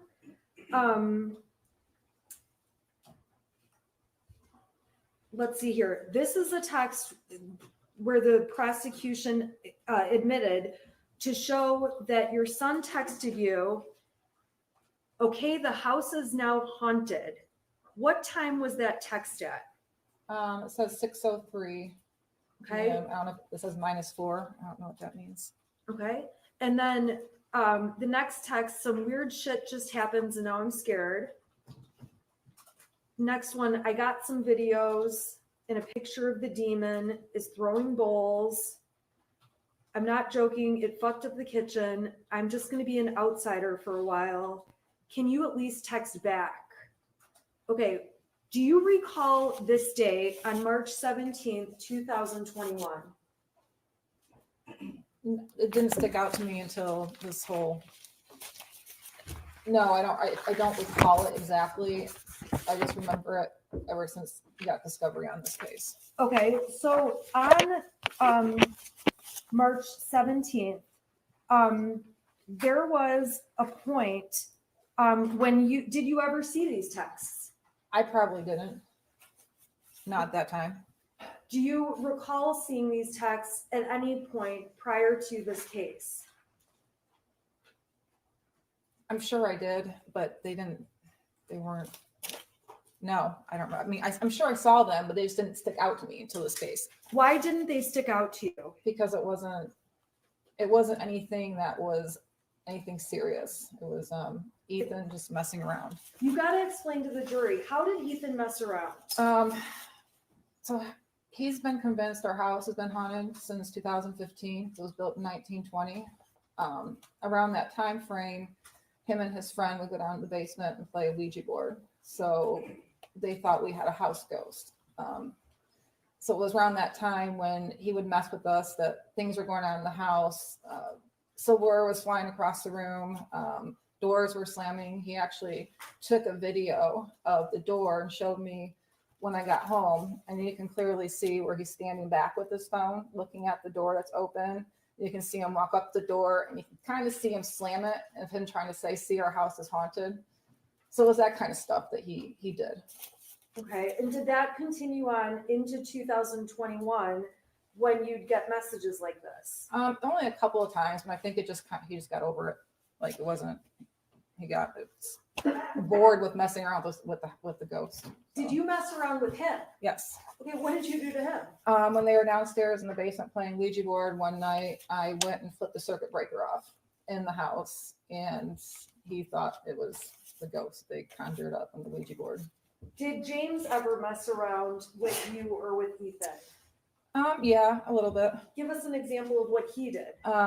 He said a lamp fell off a ledge in the basement, and so he named the ghost Victoria. So he was convinced there was another house ghost. So just kind of like an ongoing, like our house ghost, we called it. My son named it Boris Johnson. My husband named it Victoria. It was just a little phase. Was there ever a time where James pretended he got electrocuted? Yes. What did he do? We were remodeling our living room, and he was taking the fan down, having to figure out what wires go where to the new ceiling fan. And as he was reaching up, he pretended to get electrocuted, and he fell on the ground and was shaking. And I ran up and I kicked him. I don't know why I kicked him, but I did. And then he stopped. And I realized he was joking, and my son had the phone recording the whole time. So this kind of stuff between you, your son, and your husband was like typical joking around kind of stuff. It was. Okay, so when you look back at these texts now and you see that there's a demon throwing bowls and things like that, now looking back, do you think, oh my gosh, he had mental issues? No. What do you think was going on? Just what I said, that it was just him messing around. He only did it when we weren't at home, and it was for a short period of time, and then he got bored. Okay, so on that date, the prosecution admitted. Thank you so all much, kinds of Casey stuff and to show you Barbara. were with your horse, and James was with your horse, correct? Correct. And you guys were with your horse. Correct. How long would you have been out there? What was a typical trip to the barn? Usually about 3 hours. It takes about a half hour to get the horses tacked up and ready. We usually rode for about an hour, and then anywhere from a half hour to 45 minutes to cool them down. And with respect to the horses, did you and James go out there? Did you go every day? No. How did that work? Who went? How did you guys pick? Whoever felt like going or had the most availability. Sometimes I'd work late, past 6 o'clock at night. I couldn't go. There's nights that my son had to go to bowling, that had taken, we just, whatever happened that day, we just say, I'm going, or you're going, or it just is a day by day thing. Okay, so I'm gonna skip ahead. This has been admitted as Exhibit 84. This goes to March 8th and 9th. Okay, do you remember talking about those dates? I think so, yeah. Okay, now on those dates, the prosecution admitted Exhibit 84, which is up on the screen. These are texts between James and you, and it looks like you're saying you're gonna have to skip the barn tonight. Do you recall that? Yes, Okay. And then you ask, is Ethan going to bowling? correct. James says IDK. What does that mean? I don't know. All right. And you ask him about that. Okay. And I want you to describe, what are you doing in these text messages up on the screen here, these 4 in a row? Can you go back to the green one? Yeah. Okay. Here, I'm sorry. No, it's fine. I got it now. I was just texting him, asking him if he was home from school yet, Okay. and if he had his phone on him. So you're texting. I think looking at this, we must have gotten into an argument about his grades and took his phone away the night before, which is why I was asking if he had his phone on him. Is it common for you to text repeatedly about someone? Are you home? Where Yeah. are you? Yes. Okay. So in your messages, is it fair to say we're going to see that a lot from you? Yes. Okay. Your husband wrote back, he does not get home till 3:16. Did you know what time Ethan got home every day? I knew it was after 3, like shortly after. I wasn't sure to the minute. Okay, well then you wrote, I told you to pick him up because he's upset and I don't want him to do anything stupid, god damn it. What did you mean by that? I don't know. Just if he walked home, I was worried if like he was upset, he would just walk to Little Caesars or Frosty Boy and not let us know, and then I'd worry, or he'd take the route through. There's like some kind of woodsy area to get to the trail to our house, and there's some homeless people that live back in there. It was just more or less, I was just worried about him just not wanting to come home because we got an argument the night before. So when you say I don't want him to do anything stupid, were you worried he'd hurt himself or anything like that? No. And James responds, dude, chill, he is fine, and I am trying to fucking work. Your next question, does he have his phone? Is that right? Correct. Okay. And then he says he won't answer while he's walking. The exhibit speaks for itself. And then you start up with, I'm seriously freaking out. Is he home yet? And then it looks like a blank message. Yeah. Why are you freaking out so much? Because he didn't tell me he was home. So, and I think he must have, I don't know, this thing with work, I couldn't get a hold of him. So it was like, why can't I get a hold of you? Like, why can't I get a hold of anybody? Okay. Did this concern you ultimately that something happened that day, or did this get resolved? I think he just got home and that was it. Okay. Now, the next day, which would have been the 9th, you and James, we can agree, went to the barn together that day, correct? Correct. The prosecution provided a picture, GPS exhibits, phone data exhibits, correct? Correct. All right. On that day, we agree you guys are at the barn together. Correct. Okay. I'm going to go to the prosecutor's exhibit 82 that was admitted. Okay. And you send him a message to Ethan that says, where are you? Or Ethan sends you a message that says, I'm sorry. You send a message to Ethan saying, where are you at 3:17 and 32 seconds, UTC -5, correct? Correct. All right. So then Ethan sends you all these texts. Can you get home now? I think that someone's in the house. Someone walked into the bathroom and flushed the toilet, left the light on. I thought it was you, but I came out, no one was home. There is no one in the house though. Dude, my door just slammed. Maybe it's just my paranoia. But when are you going to get home? Okay, what was going on that day? So if you go back to the beginning of the thread, Okay. is it the beginning? So you can see the time on there. That was the time I'd be driving home from the barn. And when I got home, he was asking me why I didn't answer the text. And he said the weird stuff was going on in the house again. And that was that. Okay, when you walked in, do you recall discussing these messages with him? It was mainly, I've been trying to text you, why don't you answer? And I told He him, said that or you said that? he said that. Okay. And I told him I was driving home, I wasn't looking at my phone. So why weren't you looking at your phone, or what's going on with did you have a signal? Do you not have a signal? What's happening? I could have had a signal, I don't know. I probably just had my phone in the front seat of the passenger side and didn't look at it. Okay. When you're out at the barn, do you get every text that people send you? No. What's your signal like out there? I have Metro PCS, so it's not as good as somebody had AT&T and Verizon, but there's very limited spots at any barn I've been at where there's any type of signal. Usually you have to find the one spot you'll see everybody standing at talking on the phone, but it's not all over the barn. What about on the roads to the barn? So that barn we were at, it was between Oxford and Groveland area. So all those roads, once I pass the market, there's no signal until I got to a fire station. Then I have a signal. And then once I pass the fire station, I wouldn't have a signal. Then I hit a grocery store, I'd have a signal. Once I got past the grocery store, all the way to the barn, I had no signal. Looking back on these texts now from March 9th, okay, seeing him say, there's someone in the house, I think. Someone walked in the bathroom and flushed the toilet, left the light on. Do you think he was having mental issues that day? No. What do you think? What is your conclusion about these messages at this time? He was just messing with us. Okay. Is this the kind of messing you previously talked about? Yes. All right. I want to go to March 20th. This is People's Exhibits 96 through 100. They established on this date you're out at the barn. This is you. Yes? Yes. Okay.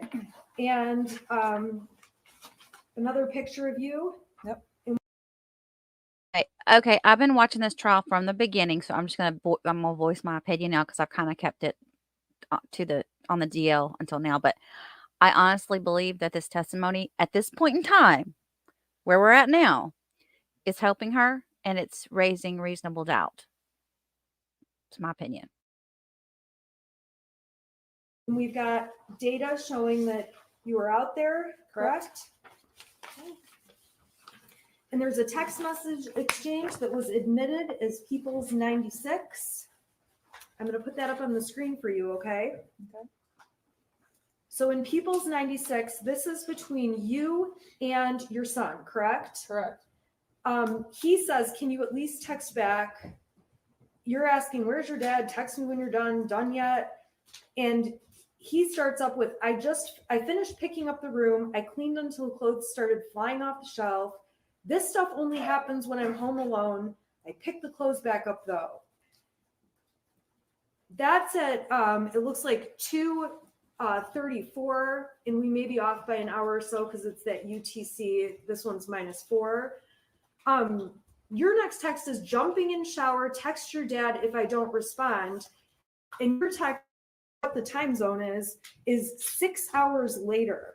Well, do you recall getting these texts? It's 2 or days. messages? It's 2 days and 6 hours later. Oh, I'm sorry. You're right. 2 days and 6 hours. So do you recall though getting these couple on the 20th about, I finished picking up the room. I cleaned until clothes started falling off the shelf. Do you recall that? Only when we got discovery. Okay. Now looking back on these days, are you thinking, oh my God, he thought things were happening that were crazy? No. Do you think anything of it now? No. What do you think is happening in those messages? I just think he was messing with us. Okay, so those are 3 times where you guys are at the ranch and he's messing with you. Is that a fair statement? Yes. And at that time, that was months and months before November. It was in March. Is that correct? Yeah. Okay, so beyond March, was there other times where he was saying these goofy texts and messing around? No, I don't think so. So there's 2 more dates I need to ask you about. I'm going to go to April 4th, which was a Sunday, and that is going to be exhibit that was admitted 101. Okay. So exhibit 101, are text messages. And these are between, who are these between? Those were between my son and his friend. Okay, now, prior to this case, did you ever see any of these messages? I did not. Were you aware any of them existed? I was not.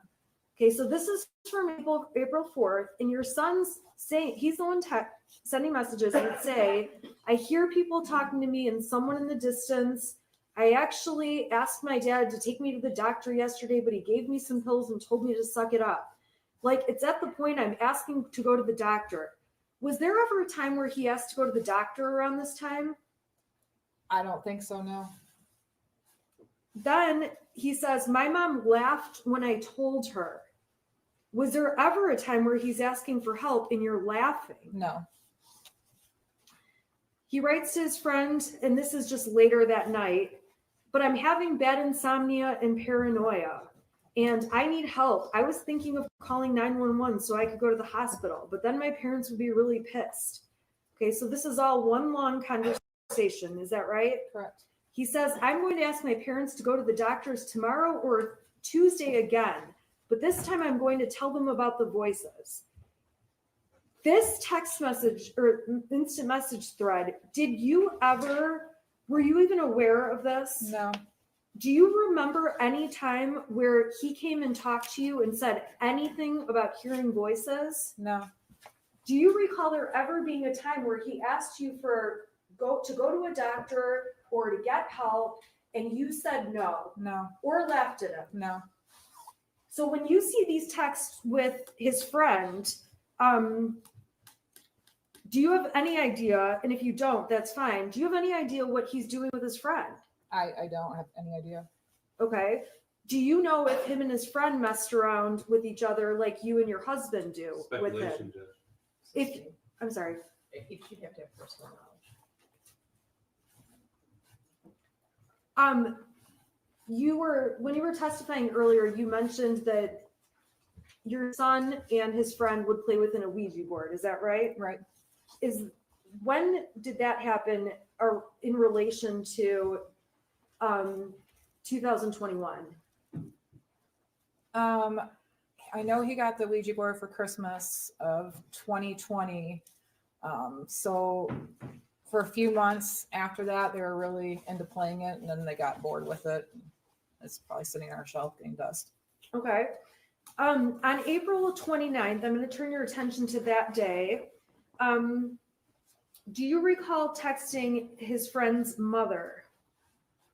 And I'm going to put up exhibit 104 on the screen. Okay. Do these texts look familiar to you? They do. Okay. Who are these between? These are between me and his friend's mom. Okay. And you start off with my son is in bowling tonight. I just want to let you know, not sure if he needs a partner. Why are you texting that? I don't know why he wasn't bowling tonight, off the top of my head. But they have partners on certain nights of the week. And so him and his friend were always partners. So I was letting her know that he wasn't going to be there. Okay. And this is on one date, April 29th. Did you talk to her on other dates, or is this like the only time you talked to her? We've talked back and forth quite a bit. Okay. Now on this date, you say he's been acting kind of depressed. I don't know what's going on. I'm not sure if there's something bothering him at school, but he doesn't really feel good. I can't get anything out of him. Friend's mom mentions he stayed home from school today too. The only time they're happy is when they're together. Talking about grades, you mentioned this is all new to me. I'm not used to my son being moody. He's usually pretty happy and we'll talk about anything. I do know he's been stressed about school and his grades. We called the school, but she wasn't in social do it tomorrow. I think his grades have a lot to do with it. I just got to a point where he's got so far behind and we were out of town. He's having difficulties making it up. Where were you guys out of town? In Florida, my mother-in-law had passed away. So we were gone for a couple of weeks in the middle of April, taking care of funeral arrangements and everything. And at this time, when you describe your son as being moody or depressed, did you think it was anything that warranted getting medical attention? No, he was just being quieter. He's a quiet kid. He was just being quieter than normal.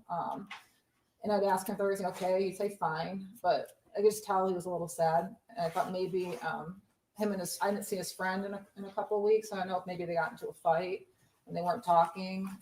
So I was asking her if there was anything going on with his friend, which might have caused my son to be quieter than normal. But I think he was just really stressed out because those 2 weeks that we were in Florida, he got pretty far behind on his grades. Okay, so then it goes on and you end up saying, yeah, me too. I'm glad they're getting along. And it wasn't an issue with those two as to why he was being depressed. The online school is horrible. I've given up 2. I told him just to do his best. Don't worry about it. Next year's a new year. And then maybe if his friend is feeling better, he wants to come over to work. And then you're talking about shooting up a gun range in the backyard, correct? Yeah. Targets. Okay. So did this issue of him feeling depressed or acting moody, this one period of time, did that go on or did that discontinue? It discontinued. I mean, it was a little phase. And he seemed to be fine. Him and his friends started coming over more. I think it was more or less his friend wasn't coming over as much and he just seemed quieter than normal. And you guys were out of town. You had just been out of town. Right. Yeah. And he just lost his grandmother. So that was sad too. Okay.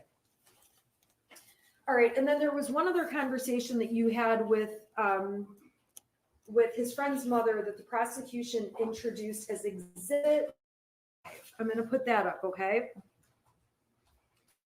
This is actually from, let's see here, starts off on, I'm going to go to Halloween. So 10/31 of 21. You say to her, James filled me in on his friend last night. I'm so sorry you guys are having to make such a hard decision. Please let me know if you need anything. What was that about? We had found out the day before, for Halloween, that my son's friend went to Wisconsin to an OCD treatment school. We didn't know. We had Halloween plans, and we were texting with his friend's parents about his friend still coming over to carve pumpkins on Halloween because they do it every year, and then they go out and trick or treat. And we didn't hear from him, and all of a sudden we got my husband found out through his friend's dad that they drove to Wisconsin, and he's at OCD treatment center for at least 90 days. So it hit us really hard because we didn't really expect it coming. He didn't expect it coming. It was hard. Did you do anything different as a parent when his friend was taken away, essentially, to the hospital or the other school? I don't understand. Did you do anything different as a parent in terms of spending time with your son? I mean, we did as much as we could. Okay, tell us about that. Tell us about that month. I think we did more family game nights than normal. He was working a lot. I would check in with him, make sure he's doing okay. That's when I started asking him school that you can hang out with, and if so, you're more than welcome to invite him over. Okay, I was more on point of the fact that he was sad. Okay, and even though he was sad, did you feel like there was anything where he needed help or needed mental health treatment? No. Was his loss of his friend being in his life anything that made you think he needed counseling or a therapist? Not to that extent, no. I'm going to unplug this so that we can go back to go to questions that don't involve exhibits. Okay. Yeah, her son's friend was, something wasn't right with him, and he was sent away. Okay. So we were talking earlier about the mother-son gun range day, right? Correct. You've already told the jury how the gun was put in the car and taken out. Okay.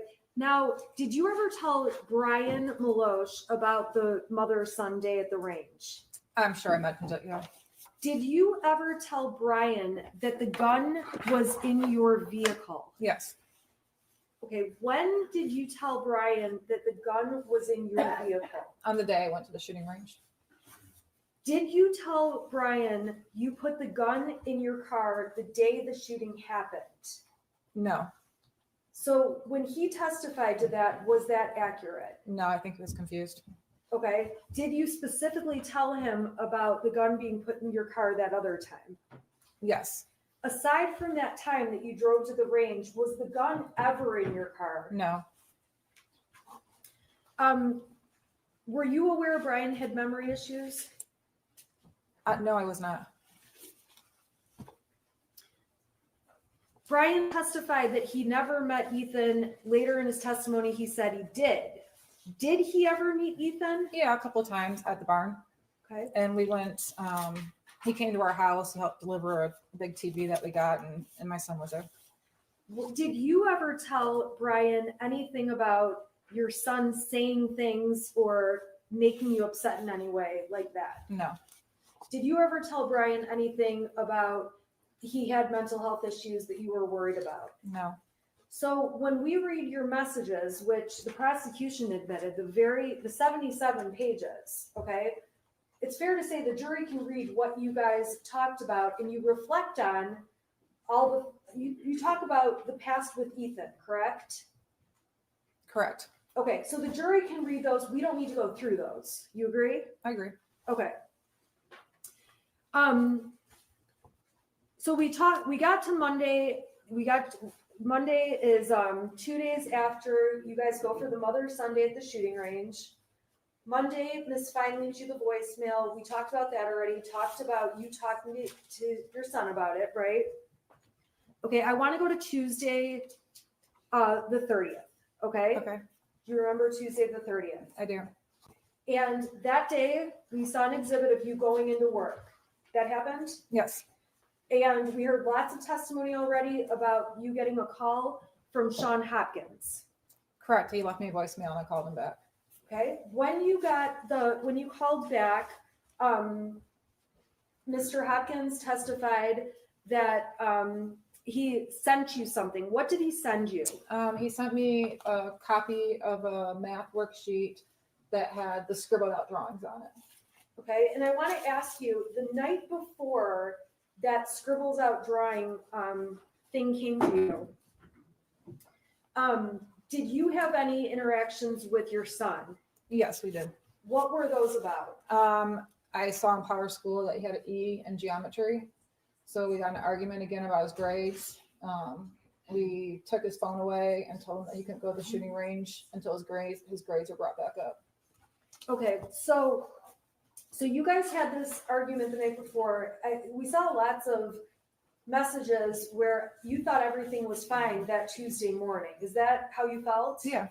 Okay, so when you got that math paper texted to you, do you recall saying anything to Ethan on the phone, on speaker? Yeah, I asked him why he did that. Okay, what were you thinking at that point? I was actually kind of angry because I thought he did that in like defiance of us yelling him about missing assignments, and here he is drawing pictures on an empty assignment page in geometry. So you felt like it was specifically him sending you a message about the night before? Yeah. Is it fair to say you took it personally? Yeah, I did. Okay, so what did you do? I had asked Mr. Hopkins if he had the original, and then he sent it to my email, which then I opened up and looked at it, and it's like, okay. What did you think when you saw that? I was a little concerned. I was pretty concerned. He had asked for a parent to come to the school to meet with them, and at this time I tried calling my husband to see if he could go because he was out in the area working, and I couldn't get a hold of him, so I decided to go to the school. On the way to the school, he finally called me back and he met me at the school, so we went together. Okay, and when you went into the school, what did you think was happening? I thought he was gonna get in trouble for what he drew on his assignment. I thought I was gonna get suspended. I was expecting a disciplinary meeting. Okay, how did you feel about what you saw on that paper? I felt concerned after seeing that.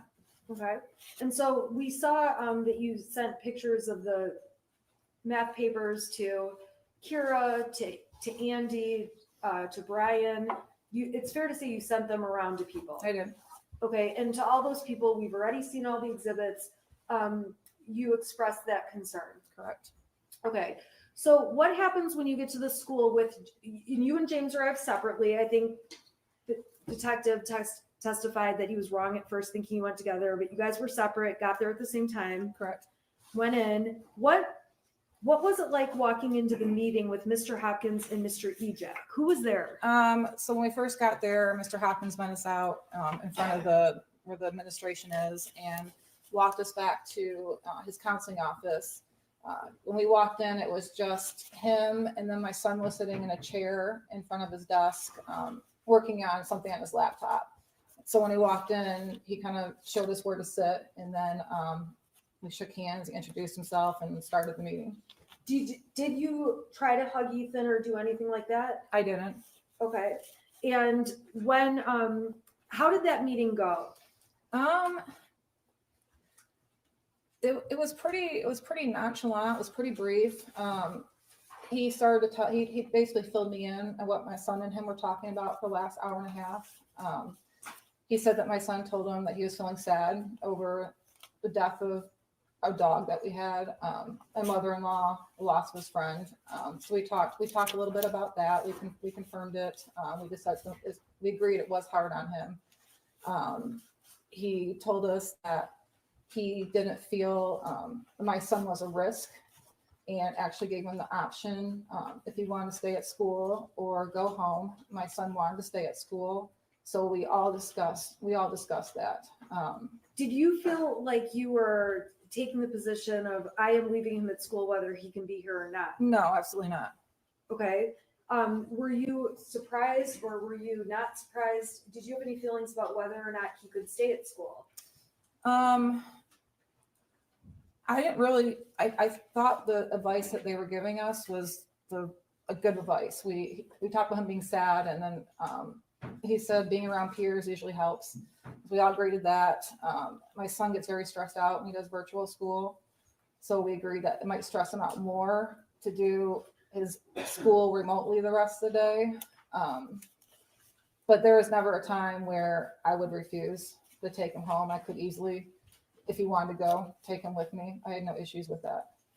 Okay, so ultimately, did you take a paper from the school? The counseling papers, yeah. Okay, There is a stack, like maybe 10 sheets with multiple counselors listed on them. okay. And were you planning to do anything with that sheet? Yeah, actually, we were going to start. I gave it to my husband out in the parking lot, and I told him I had phone calls at work the rest of the day. So I told him to start making calls once he got done doing his DoorDash. Okay, now the prosecution introduced and admitted an exhibit, which was a search off of Yahoo about clinical depression treatments. Do you recall ever I'm saying Googling, but do you recall ever searching that topic? I don't, and I don't usually use Yahoo as a search engine. I always use Google, so I don't know. I don't recall it, no. Okay. Do you recall how or if you ever saw anything on Yahoo about clinical depression? I don't remember specifically seeing anything. I might have looked at something when my husband was going through a really hard time after his mother passed away. He was he was drinking a little bit more than usual, and you just tell that he wasn't right. So I might have looked at something at that time, seeing if he was depressed, but not. I don't know where Yahoo came from. You don't know how the Yahoo came to No. be? Okay. When you're on Facebook and Instagram and all those things, do you ever hit the clickbait stuff? If sometimes on accident, sometimes I do on purpose. Okay, so that search on Yahoo, you don't remember ever putting that in the search bar? No. Okay. But you are saying it's possible you looked at it. Is that It's possible. okay? All right. So let's go back. So you're at the meeting. How did the meeting end? So we all decided that my son was going to go back to his class. So we wrote him a pass to go back to class. After he left, all four of us were in the meeting, and they asked if we had any questions, and we did not. And then I said, I'm going to go back to work. And we left, and I went to work, and my husband did DoorDash, and Did you mean to be abrupt about ending the meeting? I didn't think I was abrupt. Did you think you ended the meeting? I think it just automatically ended when they asked if we had any questions, and I said no. Okay, so when there was testimony about that, I'm sorry, strike that. Let me ask Ms. Smith, I don't want to interrupt you. I'm looking for a natural break. We could do it now.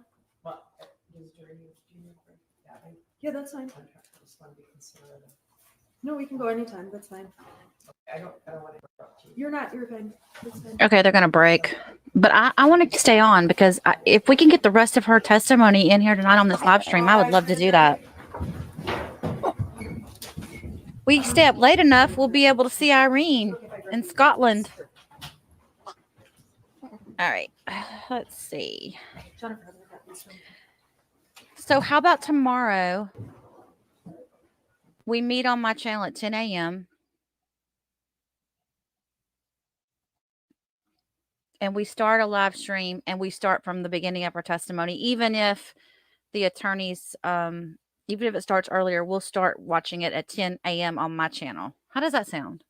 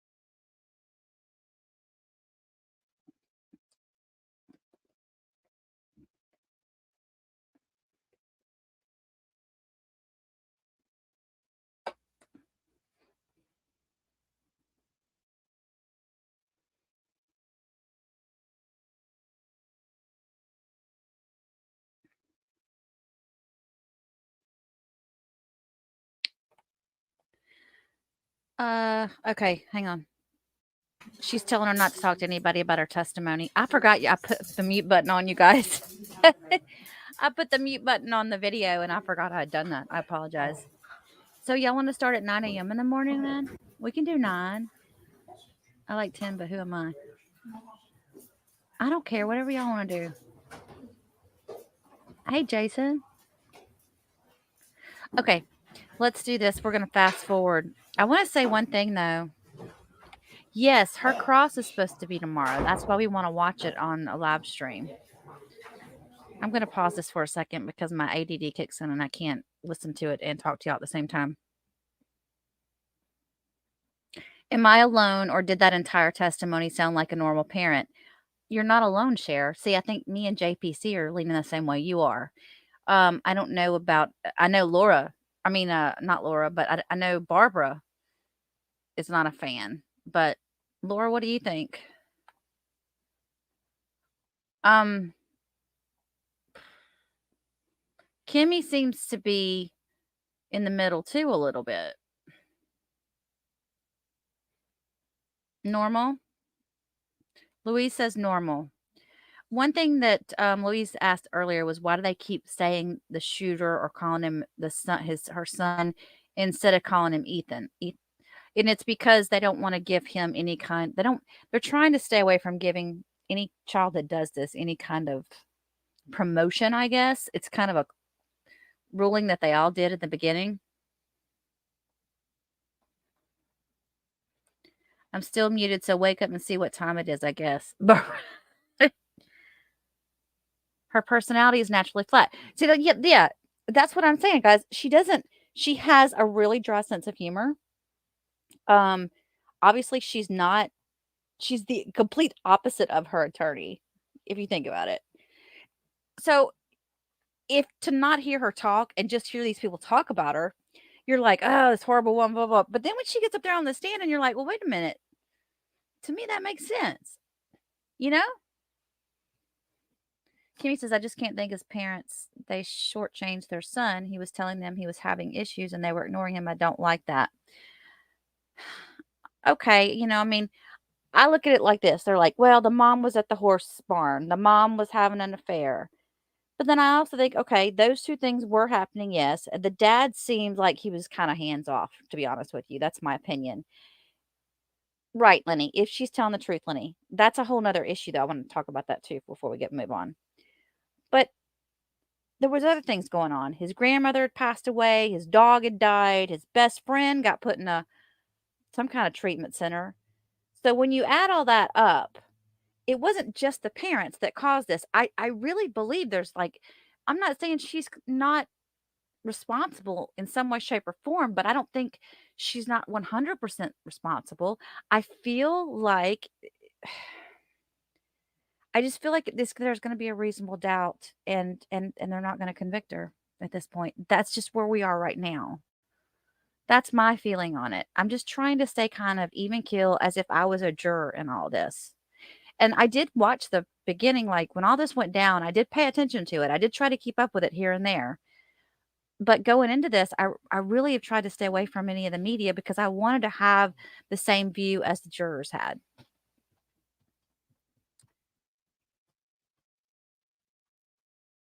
They're all contributing factors. Exactly, Lori. All these different things were contributing factors. So was it 100% the parents' fault? No, I don't think it was.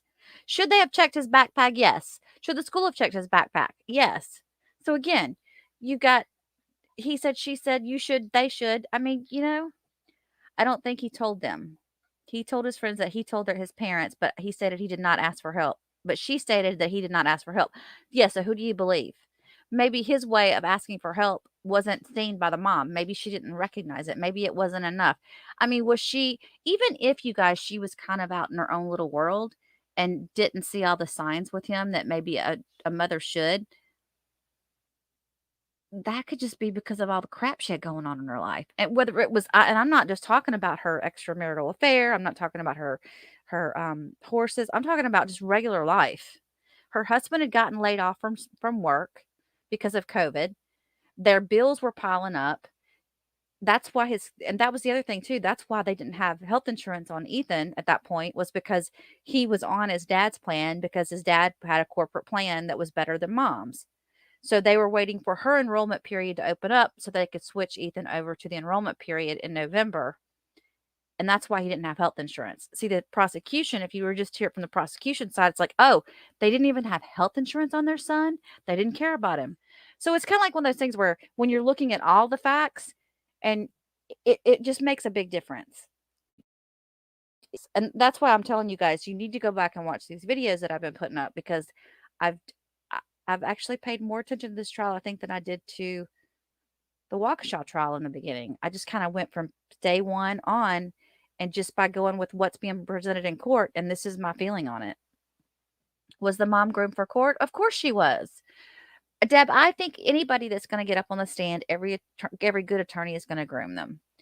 But her personality, and that was the other thing I wanted to ask you guys about. Her personality is the type that it's almost like it would be hard for her to tell a lie and not be obvious about it. If she was somebody that was flamboyant like Shannon, the defense attorney, it might be harder to tell whether or not she was lying or making a fib or telling the truth. But the mom, just the way she is, it just seems like if she were to get off key and uncomfortable with I don't know. Does that make sense? I just feel like we would be able to see it in her mannerisms and everything. Parents are often blind to their child's weirdness. That's true too, because everybody thinks it's like an ugly baby. I'm just gonna put this out there. Ugly baby. Have you ever seen an ugly baby? It happens. We're not all perfect. And everybody has to go, "Oh, so pretty baby," or whatever, and the mom thinks the baby's beautiful, but the baby's ugly as hell. I'm not saying that's happening, but it's kinda that same situation. You're absolutely right, JPC. I'm on a roll.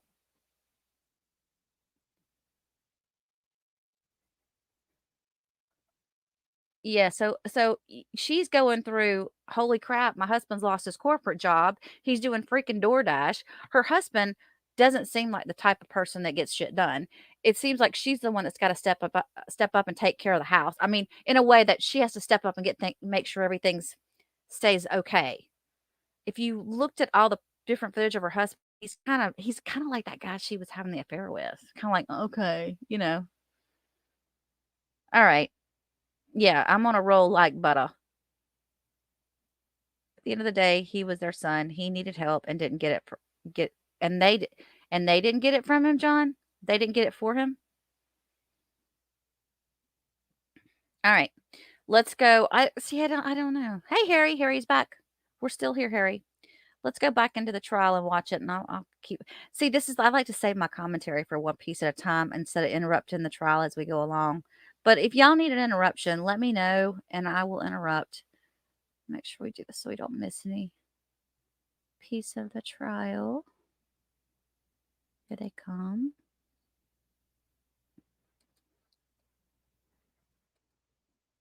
I have not watched this part yet.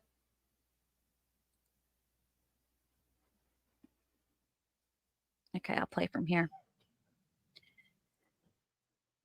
I was, I had to take a nap. I can't help it. I did. I was like drained. I was like, oh my God. We've not heard the husband's sad story yet. No, we haven't heard the husband yet.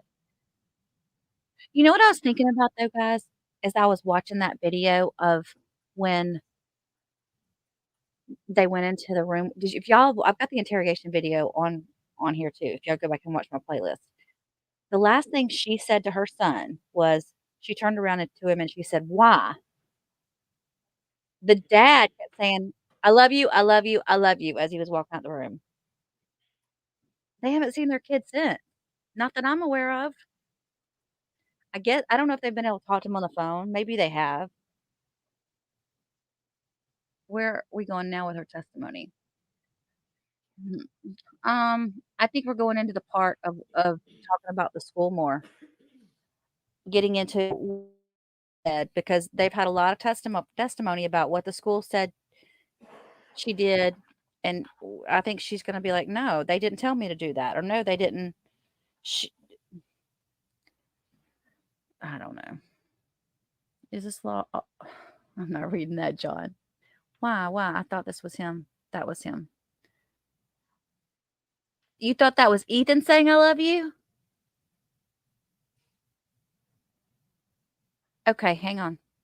Something I wanna do really quick before we get into this. I wanna watch 2 pieces. Don't get mad at me. I want to play for you guys the content this about what I read about what I saw in the jurors, 'cause this is good. So hang on a second.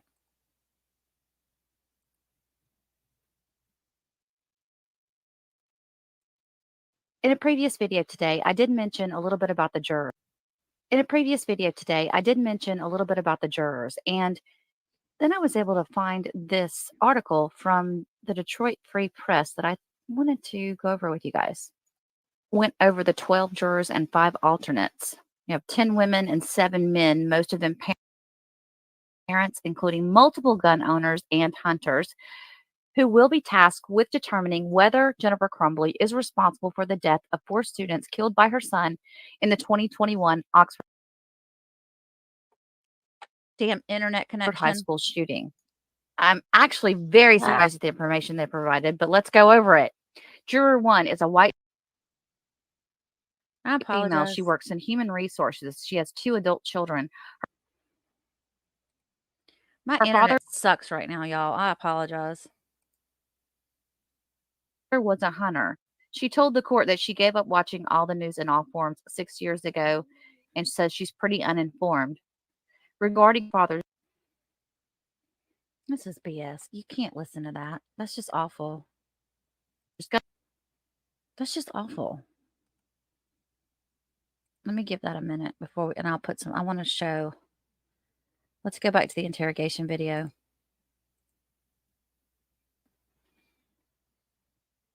So we want to go to the part.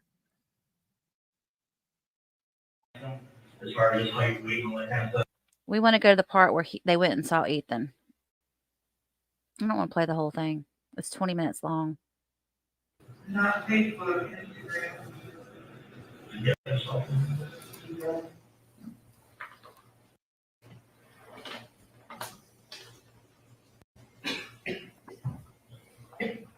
Here it is.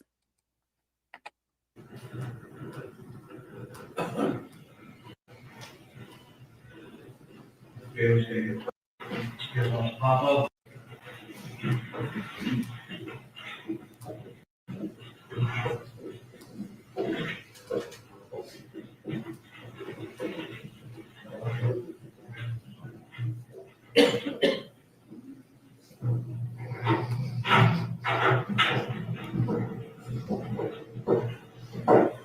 So they're going into the interrogation room next door where Ethan is. How tall are you? 5'11", maybe. 5'11". How much do you weigh? What is he? Eye color? Blue, grayish. Hair color? Brown, or brown. Okay, so we were gonna ask you a bunch of questions about why you did this and your whole side of the story your parents want to retain insurance, so we'll not be asking you any questions about the incident that you were involved in. Your parents popped in here to give some basic information. You will have a contact with them eventually. We'll be taking you to either Oakland County Jail or Children's Village forthwith, get you live after we take all your clothes and everything else you have. Any questions for me? You're the attitude, it's up to you, if you want to ask something, go ahead. I don't think we need to have so many questions right now. That was the father.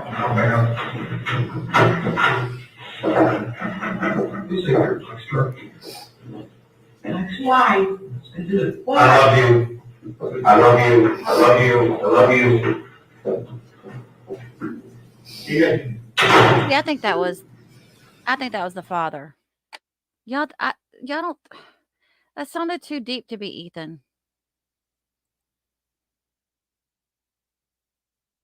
And my footage of it is cut off, and I never realized that until today. Father leans in and mother closes herself off. Oh, JPC's been watching way too much of the behavioral panel. Well, what she said about her being on the phone while they were interviewing her was that she was they were asking her for some information and she was looking through to see what she could find. She looks at the camera and then asks why. I did too, Marnie. I thought it was the dad saying I love you.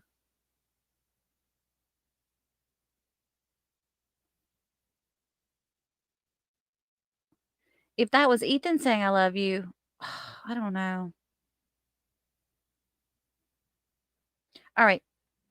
Let's go back over here to this I want you guys to hear about what I found out about the jurors.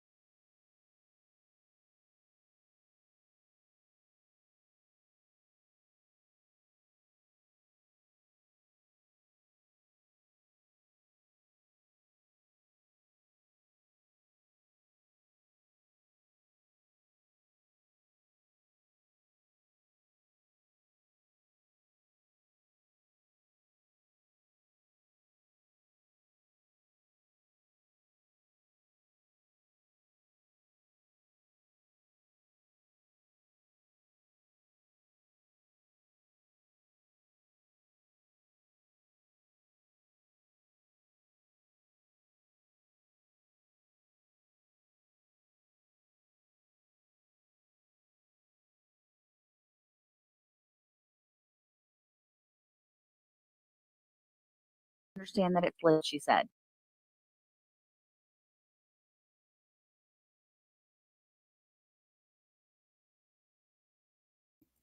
I'm a hot mess. Hang on. I forgot to change the And tag. Then I was able to find this article from the Detroit Free Press that I wanted to go over with you guys. Went over the 12 jurors and 5 alternates.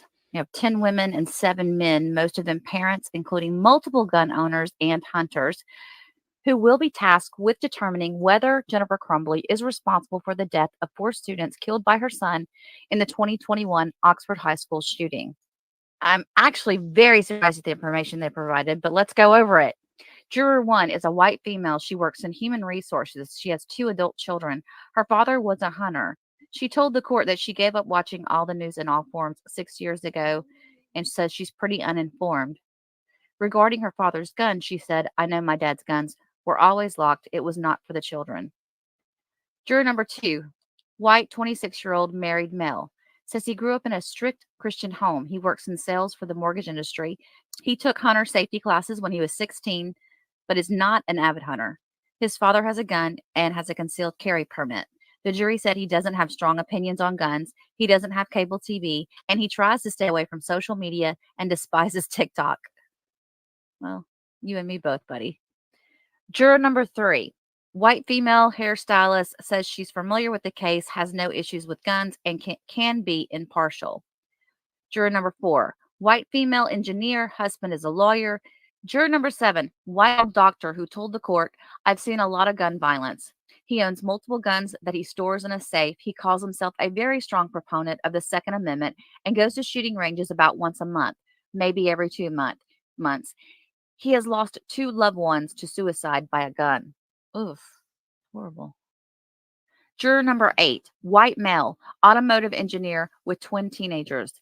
He has a collector's gun that belongs to a relative who served in a war. He remembers being a kid and learning how to shoot a shotgun, though he is not into guns as an adult, beyond owning his collector's items. Juror number 9, white female, first grade teacher, married with 2 grown children and an older teenager. "I don't have guns, but I understand that it's lit," she said. Juror number 10, white male, works in vehicle logistics. He owns several guns and remembers tagging along with his dad to gun ranges when he was 10.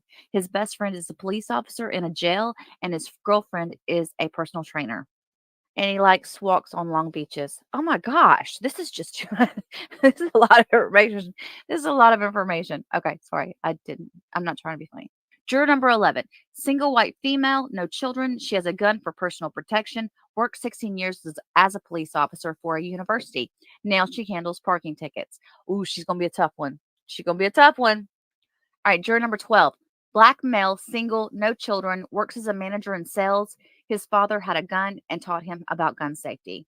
Juror number 13, single white male who works as a powertrain engineer. He doesn't own any guns, but went to a shooting range with his girlfriend over the last year for fun.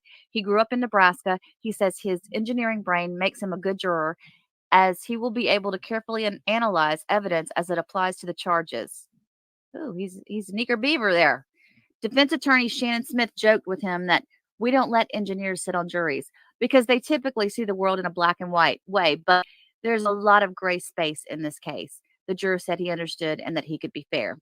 Juror number 14 is a white male parole officer who says he's fair to a fault and sees success stories in his work involving prisoners who turn their lives around. Okay, see, he's going to be lenient on her. I think he's going to be lenient on her. Okay, he's married, has 2 older teenagers, has guns at home, keeps them in a storage unit. His kids are not interested in guns. Before his 20-year career in law enforcement, he worked for the government's Medicaid and food stamp programs. Juror number 15, single white female who works as an accountant manager for rental properties, and she lives with her parents. Oh, I bet she has cats. Juror number 16, white married female with an infant son, works in billing for university students. She is originally from the Upper Peninsula and used to be a hunter. She remembers getting days off from school as a kid during hunting season, but she no longer hunts. Her sister was a target. Oh, now see, I would have said that she would be a good one. However, last sentence. However, it says her sister was a target of a school shooting that was stopped. So that's a hit or miss. Okay, juror 17. White female, married with 2 school-age children, and works in veterinary medicine. She said she's not a good one for Jennifer. She told the court that when I think about this case, I feel rage. She grew up with guns. Her dad hunted, and her sister is a competitive shooter. Though she said her husband is very anti-guns and just doesn't want them in our house. I don't know about her. If she can be impartial. All 17 jurors will sit in on the trial, though 5 alternates will be dismissed before the jury goes into deliberations. The alternates will not be known until that happens, which is designed to make sure all jurors pay attention to the case. Now,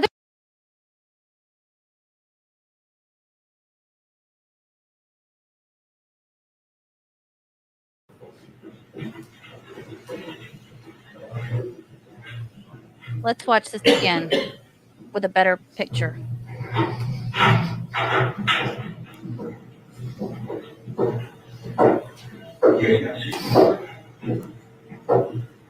Ethan, how tall are you? 5'11". 5'11"? How much do you weigh? 180. Eye color? Blue, grayish. Hair color? Brown. Okay, so we were going to ask you a bunch of questions about why you did this, and your whole side of the story, your parents want to retain insurance, so we'll not be asking any questions about the incident that you were involved in. Your parents popped in here to study some basic information. You will have a contact with them eventually. We'll be taking you to either Oakland County Jail or Children's Village forthwith, get you live after we take all your clothes and everything else to jail. Any questions for me? Good, it's up to you. If you want to ask me something, go ahead. I don't think we need to ask you any questions right now. Okay, hop back up. You say you're extra.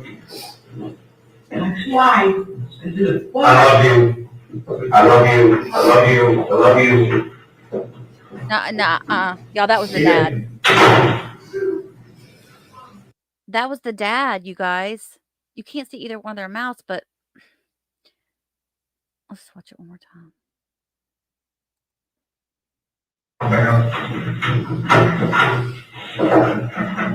You say you're extra. Why? I did. I love you. I love you. I love you. I love you. Yeah. I don't know. I think it was the dad. I love you. I love you. I love you. JPC says she said that was the dad. You're right. See, I think so. Lenny thinks it's still the son. Isn't that interesting? After jury saw this picture of the mother, they needed to show how she looks now on the stand. That don't make no difference, Miss Barbara. It was the father. She was asking why, and Ethan said what he said to Dad projected his voice to nip it in the bud. That's what I was thinking. Because the dad was like, we're not talking. We're not talking right now. Don't say nothing. All right, let's go back and finish watching this, you guys. I understand if you can't say, but you can come back later and watch it. It looks like it's at 7:23 right now, and it goes on till about 8:15. So what, 45 minutes at the most? No, 40, 50, almost an hour. Almost an hour. Well, we'll be all right. I want to see this.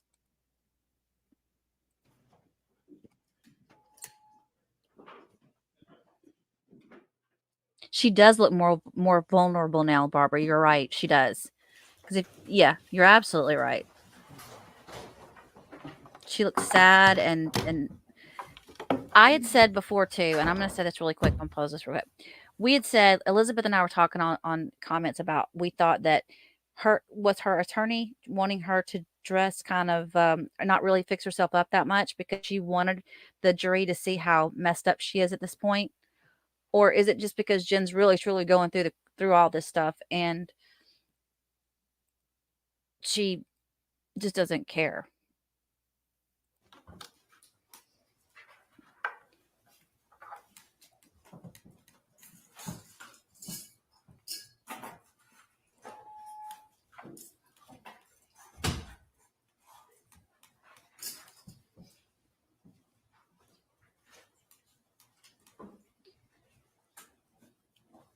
She looks like she just wants to break out crying. But that might just be her nervousness because she said she was nervous.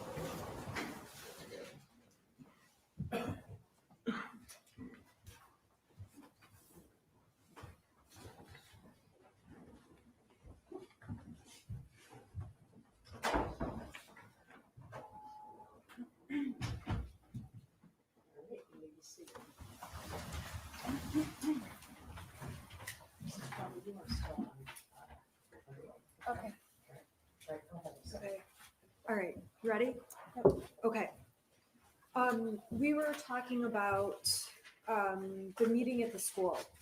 And I think the jury's heard a lot about that meeting, okay? So I'm gonna fast forward. You go back to work, right? Yep. We saw the exhibit of you walking back in. Correct. Okay, we heard, Amanda Holland testify about how she gives you some advice. Do you recall her giving you advice? I don't. Is she somebody you go to for advice? No. Why not?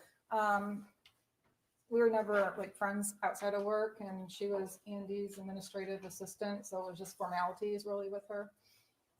We didn't really have anything common. Her child was real young. I had a teenager. Okay. All right, I want to go to the time where you heard there was an open shooter. The jury's already heard how you heard about that, okay? And we know you got in your car, you drove up to Oxford, right? Correct. Okay. We heard about the description of that caravan. Did you see that caravan? Yeah, I joined it, a black SUV, and that was my fastest way to get to school. Okay, so you actually were a part of that, with all the law enforcement officers all headed up. Yep, I just kind of jumped in. What is that, Lapeer Road? It started on 75. I work at Square Lake and Telegraph. It's like on 75 from Square Lake there. And it was well before the M24 exit. I would say about a quarter of a mile. It was tractors backed up. Okay. Now, you sent a text, and if you need to see it, let me know. You sent a text to your son that says, "You can talk to us." Why did you send him that? After I left the meeting, I knew that he was sad about things, and I just wanted to let him know that he can talk to us about anything. Just wanted to make sure I opened that door. Just let him know that we're there for him. We love him. Okay. And he said he loved you. Do you recall that? I do. Okay. Was there anything unusual about that? Yeah, he's at that age where it was hard to get "I love yous" back out of him. For me to open my text and just see him randomly saying "I love you" was abnormal for him. Okay. Did you think anything at that point? No, not right at that point. I think I said text back "I love you too." I don't remember. I believe I did. Yeah. Okay. And later in the thread, you say, "Don't do it." So when you hear there's an open shooter at the school, I want to know in your mind, what do you believe is happening? Well, my husband had called me when I was still at work, and he said there's an active shooter at Oxford High School. I can't get a hold of Ethan. And that's when I opened my phone and I saw the "I love you" text. And then I texted him, "Are you okay?" In the process of it, I was getting my stuff and running out the door, letting my boss know that I had to go to my son's school.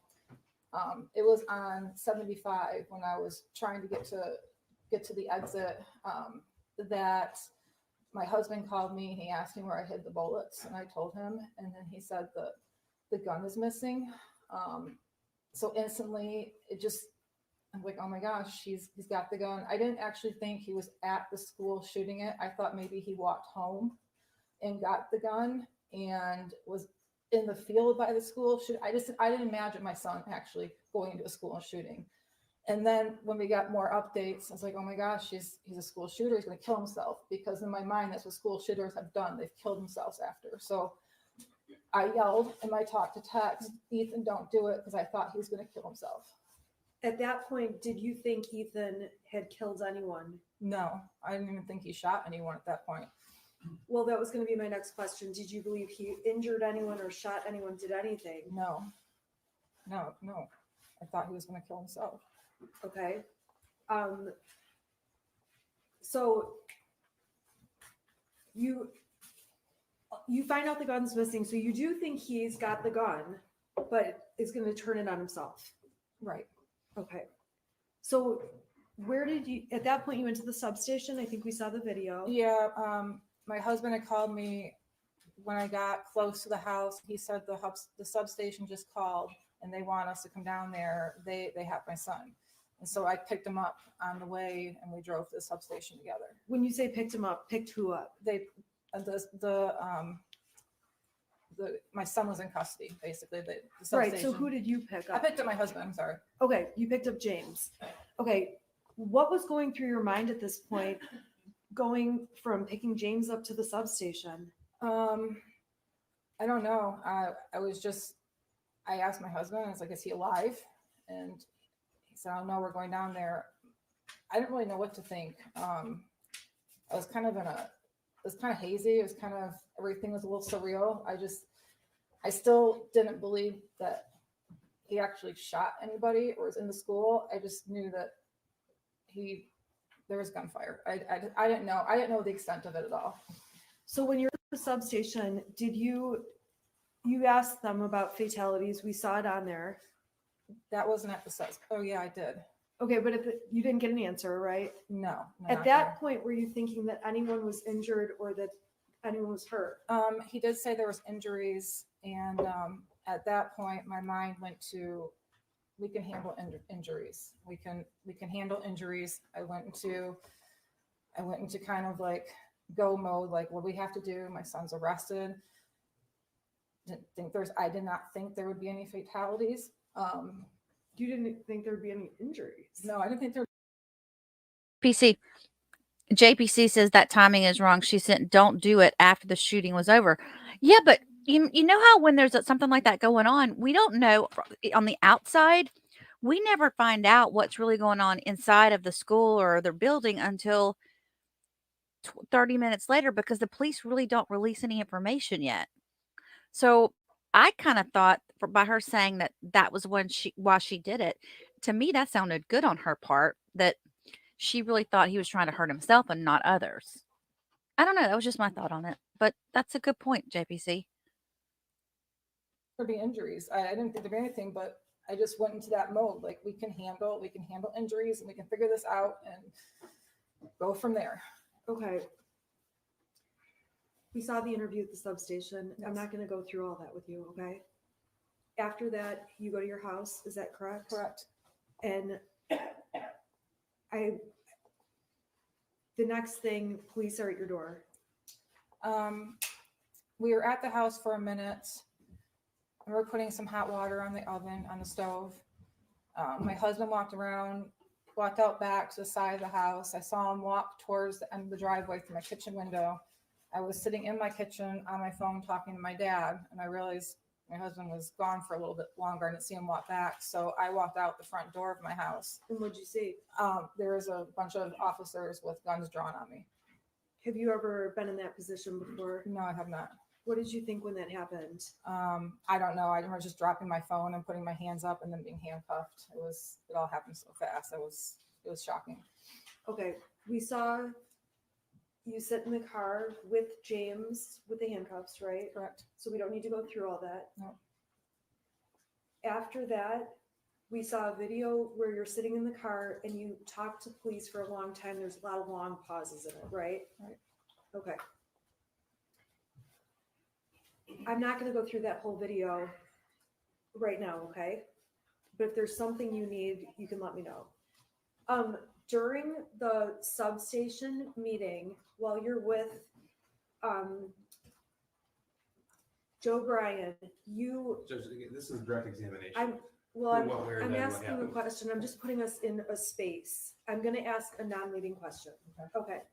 So we all can see that you are using your phone while you are speaking to law enforcement. I want to know what you're doing on your phone. It's not leading. What were you And doing the on whole your jury phone? can hear you constantly saying What were you object. doing on your phone? I was looking, first I was looking for the paper to show the officer that was sitting next to me. The first one I pulled up, I couldn't get to zoom in, so I had to search through my emails for the other one to get that pulled up. Once I got my phone back, I'm pretty sure I was going through the mass amount of text messages and Facebook messages I was receiving from family and friends asking if my son was okay, because at this point in time, nobody knew anything. I was also messaging with my or my boss, who happens to be an attorney, trying to get his advice on what to do. I was on my phone, I'm not going to deny it. I was probably looking at text messages and Facebook messages and just trying to get updates on anything. Is that the same or different when you're in the back of the patrol car? What do you mean? There's a point where you're in the patrol car by yourself. Right. Okay, you've got your phone. Tell us what you're doing on your phone at that point. I know I was messaging with my dad a lot because I had dropped the phone when I was talking to him and I got arrested. So I was filling him in what was going on. I was also messaging immediate family members and close friends that my son was okay, but he was the shooter. So that's mainly what I was doing. What was your state of mind like at that time? I don't know. It was pretty numb. I didn't really believe. I had a hard time. I don't know. I was numb. I didn't really believe like everything was happening the way it was. It was surreal. My mind was in all different places.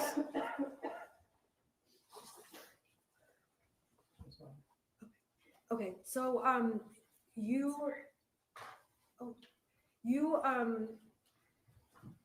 when did you find out there were fatalities? In the back of the car when I was by myself, and I asked the officer, and he told me there's 4 fatalities. That's on the video. Yes. I'm not going to ask you questions about that, okay? All I can hear is object, and it's very distracting. I would ask them to write notes or something because it's very distracting. Okay, I can hear them, but I'm just trying to get their voices down. I didn't say the word object. Okay, Okay. We're not saying object. okay, well, she can hear you saying something apparently. So. Okay. So this is the time where you find out there's fatalities. I'm going to move on to a different topic. On your cell phone, do you have a habit of deleting messages? Usually it's threads. Okay, explain to the jury what you do, because go ahead and explain. Well, on Facebook, I do a lot of Facebook Marketplace, so I get a lot of messages. What's Facebook Marketplace? Where you buy and sell things. So the first main screen of my phone will get clogged up with Marketplace messages. So I'll just delete threads to my main people come up that I talk to on a regular basis. If that starts getting full, I delete those threads too. Same thing with text messages. I delete threads until the main people I talk to are up on the main screen, so I don't have to scroll down to find them. Okay, so is that a habit that you started that day, that month? When did you start doing this deleting text thing? Pretty much when I got a cell phone. I've always done that. Okay. Did you go out of your way, in this case, to delete like certain messages? Not intentionally, no. And so when there's a message they say you deleted that indicates the gun was locked, do you recall deleting that message? No, I completely forgot I sent that message. Or unsending it, I'm sorry. No, I don't remember. Okay, there's another message that is unsent talking about we did everything right, that kind of thing. Do you recall unsending that message? No. Okay. So when law enforcement got found that there was a lot of deleted content, does that surprise you in any way? No. And you don't dispute, you've seen a lot of text message threads that have been admitted. You agree those were a lot of the messages going on, is that right? Right. And a lot of those are what were deleted. Correct. Okay. So after you're interviewed, there was a point where the police tell you and James, you guys need to leave the house. Is that right? Yes. Where did you guys go? we went up to, the first time we ended up going to the Holiday Inn Express and sitting in the parking lot, trying to figure out what was going on, waiting for them to call us. Was there a point you had to go back to the house? Yes, they called us to come back to the house. Did you know why you're going back? They told us that the search was over and they just wanted us to come back to the house. Okay, so when you got back to the house, what happened? We went into the house and then the detective asked for our cell phones. And were you reluctant about giving over your cell phone? Yes, I was. Okay, why is that? Sounds bad, but my life is in my cell phone. My contacts are in my cell phone. Everything I need is in my cell phone. I don't memorize phone numbers. I have an emergency going on and they're taking my only means of contact away from me. Okay, there was a suggestion to go get burner phones or track phones, prepaid phones. Correct. Did you do that? Yes, we did. Okay, so there was evidence, you went to Walmart in Lapeer, does that sound right? Yep. And we saw the receipts. There's been a lot of text messages about threats. Tell the jury about what you were receiving. We were receiving so many threats on let me back up. On our new track phones, in my Facebook Messenger, there was a ton of threats. I wasn't getting text threats on my new track phone because I had my number, but my Facebook Messenger was blowing up with threats. Once I got into my email account, that was blowing up with threats. People found my realtor.com profile that I hadn't had for years and were sending me messages through that. I had people sending me screenshots of text threats they found that I didn't know about. How were you feeling at this point? I was feeling pretty scared. Okay, scared of what? Well, scared that somebody might hurt us. Okay. At that point, did you ever go back home? This is the first time, right? I'm talking after you bought the track. Oh, phones. no, we went to the hotel in Lapeer. Okay, so you go to the hotel in Lapeer, and then how long did you stay there? Just one night, Okay, so that was the night of the 30th. the 30th. Okay, what did you do on the 1st? I knew I had to make arrangements. I had a senior dog and 2 cats still at the house. I didn't know what to do with.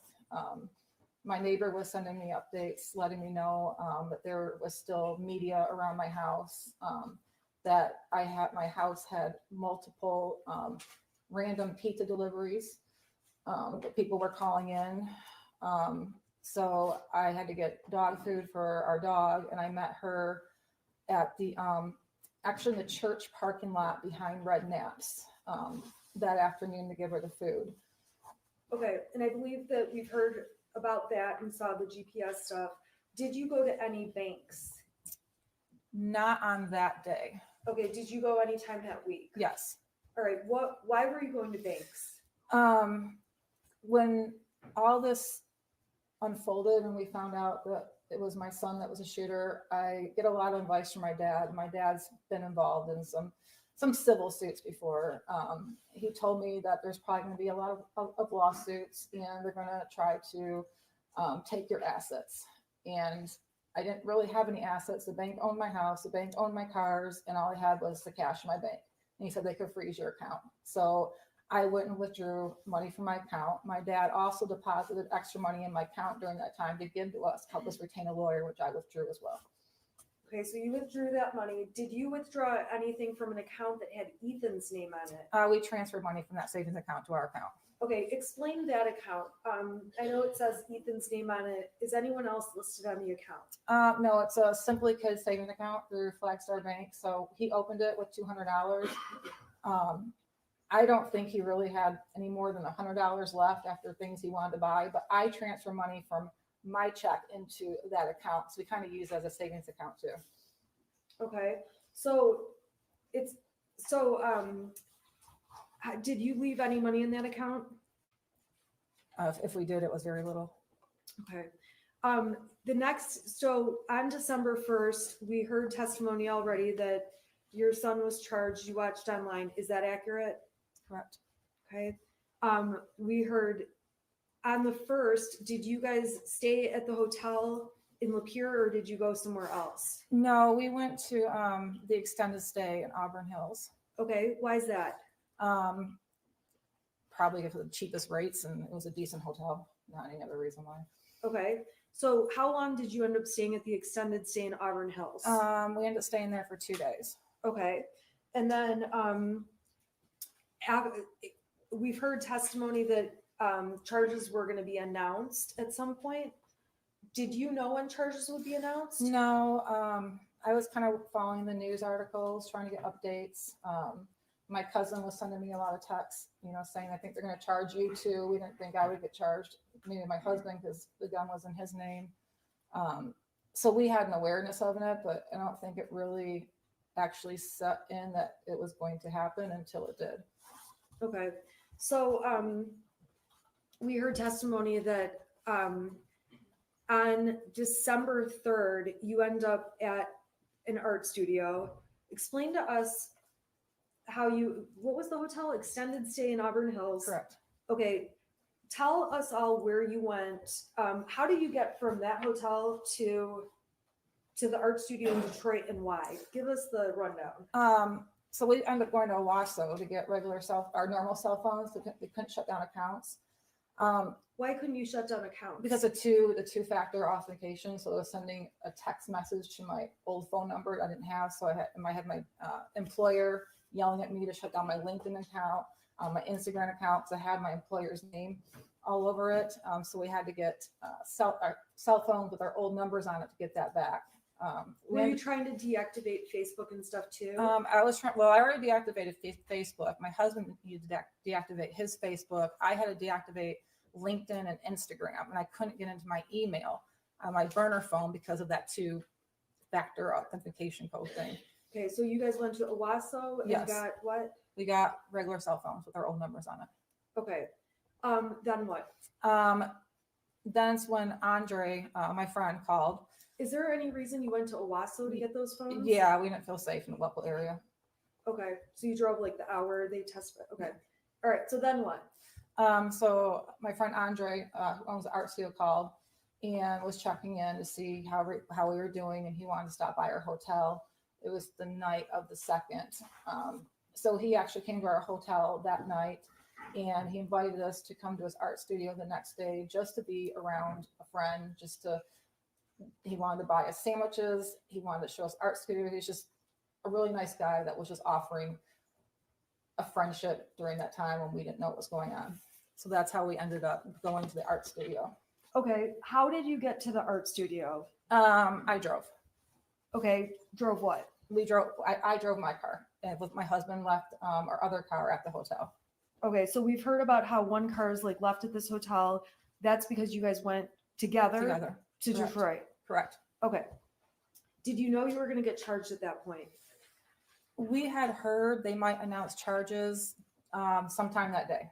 Okay, but I want to know, did you know you were definitely being charged at that point? Oh, no. Okay, so you tell us what happened when you got to the art studio. I think we saw him show you where to park. Is that what happened? Yeah.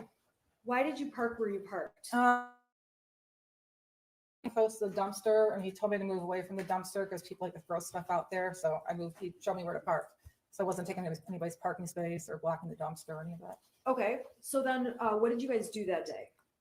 He showed us around the building, and then we went to the art studio. Andre had a business meeting, I think at 11 o'clock that day, and so he left the building for a little bit. He came back after charges were announced. So he came back when we found out we were getting charged. He brought sandwiches back. At that point in time, How were you feeling at that point when you found out you're getting charged? just freaked out. I've never been charged anything in my life. Okay, so you've never been charged with a crime like this? Like this, correct. Okay, of this magnitude. Correct. All right.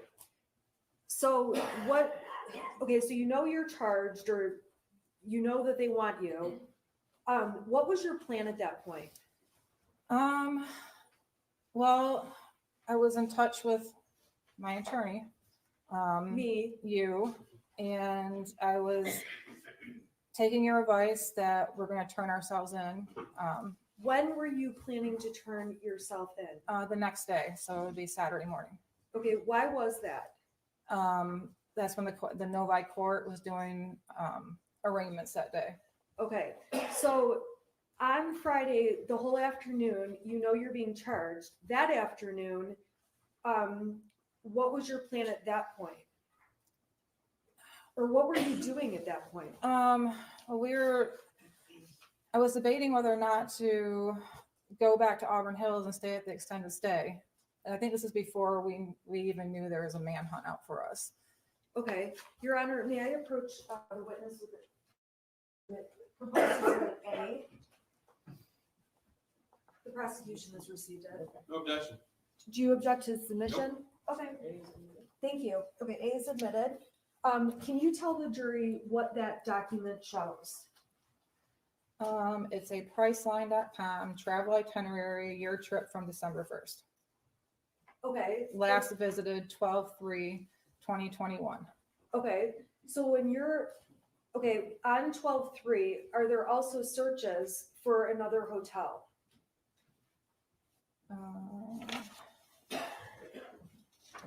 I think so.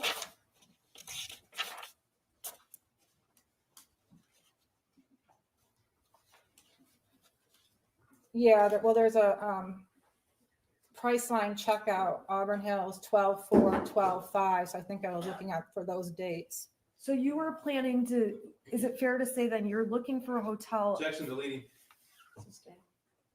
All right, so that exhibit, what does it tell you about your plans for 4/4 to 4/5? To be in Auburn Hills, extended stay. Okay, what is Priceline? It's an app where you can get last minute hotel deals. Do you agree these are your searches? Yeah, I'm always on Priceline. Okay. Ultimately, on the night of the 3rd, were you aware on Friday afternoon if you could go into court that afternoon? What was your awareness? I was not aware that we could go into court that afternoon. I was just waiting on direction from you to what we're going to do the following day and turning ourselves in. All right, so the prosecution showed lots of pictures of the art studio. We agree, that's what it looks like, right? Right. Okay. Did you guys sleep on that mattress that night? Yeah, we did. It was actually in the hallway, a common hallway the business shared, and we pulled it into the art studio and slept on it that night. Okay. Did you, the prosecution showed receipts and supplies that were bought, things like that. Who went to the store and did that? My friend went to the store. We gave him a list and he picked up things for us. Okay. Why didn't you go to the police department? This is so distracting. I'm having a really hard time. I can move maybe and ask.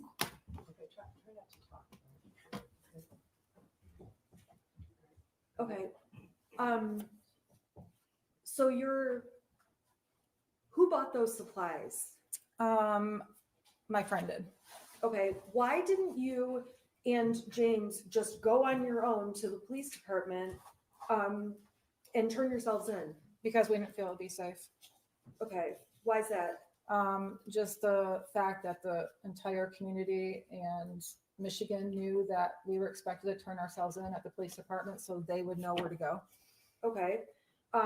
And so that night, what did you and James sleep there? We did. What time did you go to bed? What happened? Just really quickly.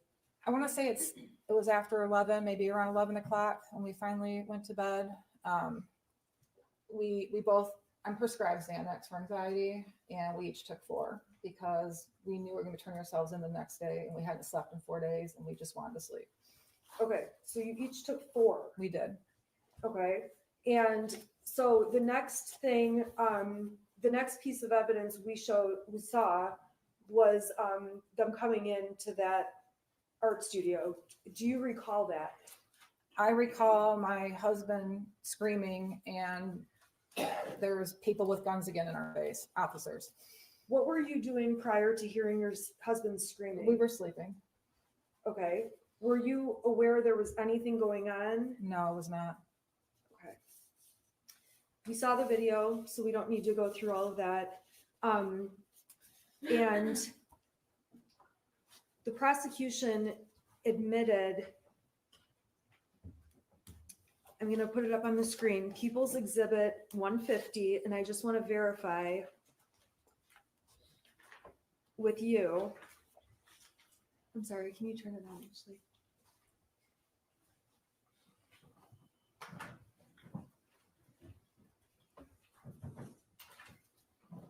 Okay, do you see it on your screen? I do.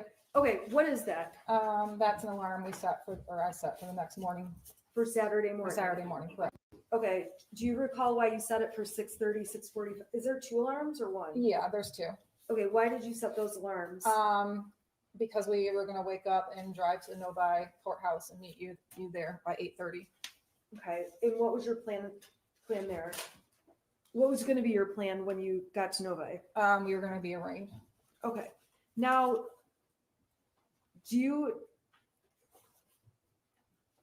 there was Everything's still evidence, up.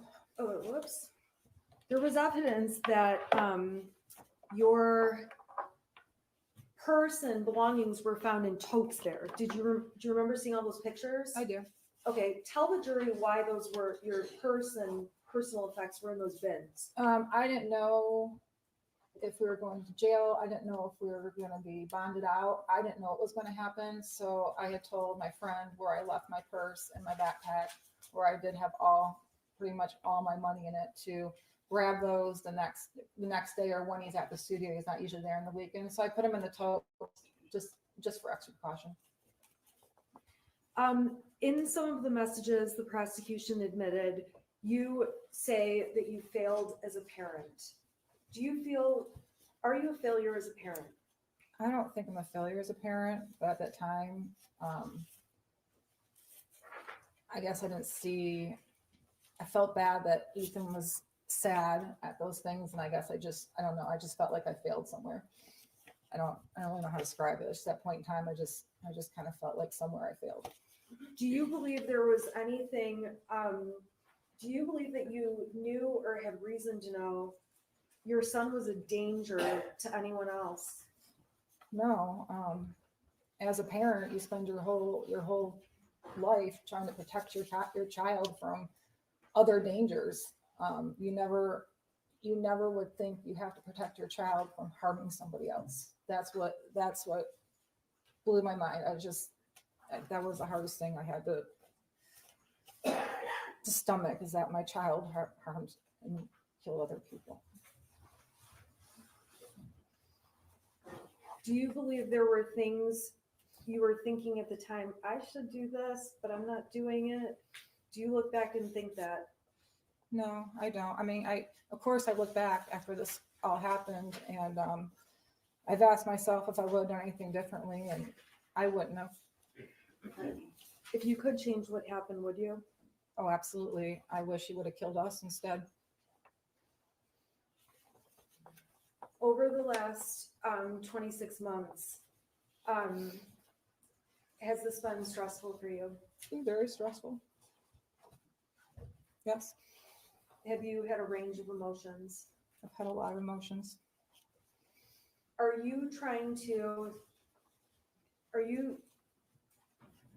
Do you believe you are the victim here?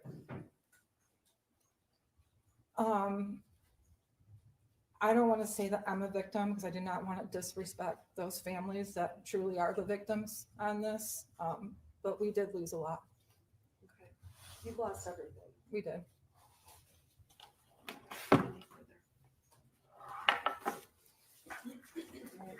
I'm gonna have you come back tomorrow morning at 8:30 in the morning. Right? I'm always looking for the natural break. I need to instruct you during the trial, do not read, listen to, or watch any news reports about the case. Under the law, the evidence you must consider to decide the case must meet certain standards. For example, witnesses must swear to tell the truth, and the lawyers must be able to cross-examine them. Because news reports do not have to meet these standards, they could give you incorrect. Okay, you know what? Meaning that there was a thumbnail photograph recovered off of the defendant's phone from a time period where the police were on scene at 1111 Bellevue in Detroit. The defendant has testified that she was waiting to hear for instructions from Ms. Smith. She can't testify to any communications between herself and her attorney without waiving the privilege. That privilege has been waived. We should be now entitled to explore what that text message was. The timing of it was is very important, especially considering the timing of the 911 call in Detroit, as well as the timing of the fugitive team's arrival in Detroit and the timing of the arrest of the defendants. Are you talking about the text that I already saw? Yes, Judge. The 2-word text? Now, but the issue is, when it was seen, it was immediately closed because it was recognized as potential. Okay, I understand that. I guess I'm asking you to be more specific without me being more specific. Well, there were 3 texts, not 2 words. Okay, no, is that what I saw already? Yes. Okay, so I guess a few things come to mind. When I received that, we had a previous motion about this. It's unclear to me whose phone that was. That's just one thing among many other issues. Right, we can't explore it if it's a potential attorney-client communication. So it was never investigated. That's why we brought it to the court's attention and counsel's attention immediately. Your And Honor, that's after consultation actually with the Michigan State Bar Ethics Hotline. Well, one of the reasons I asked you that is because I know there were 4 phones from there, and 2 of the phones didn't have specific numbers. I don't know if that came from one of the phones that specifically belonged to one of the defendants. Yes, the answer to that question is yes. Your Honor, if I may, when I was questioning my client, I was asking her what her plan was, what she was planning to do. She said what she was planning to do. I didn't expect she was going to say anything about me. I thought she was just going to say we were waiting for information, we were waiting to turn ourselves in, waiting for directions, and we had a backup plan. We'll go to court on Novi in the morning. I don't believe she's opened attorney-client privilege as to this topic. And to be honest, I don't even know what they would have. This hasn't been an issue since the beginning of the case. It's not just the privilege, it's also to impeach what we believe to be false testimony. That's important in cross-examination. Your Honor, the prosecution has tried to make me a witness, but I've made arrangements often with law enforcement and prosecution teams to turn my client in. I have never seen. Police are not required to wait.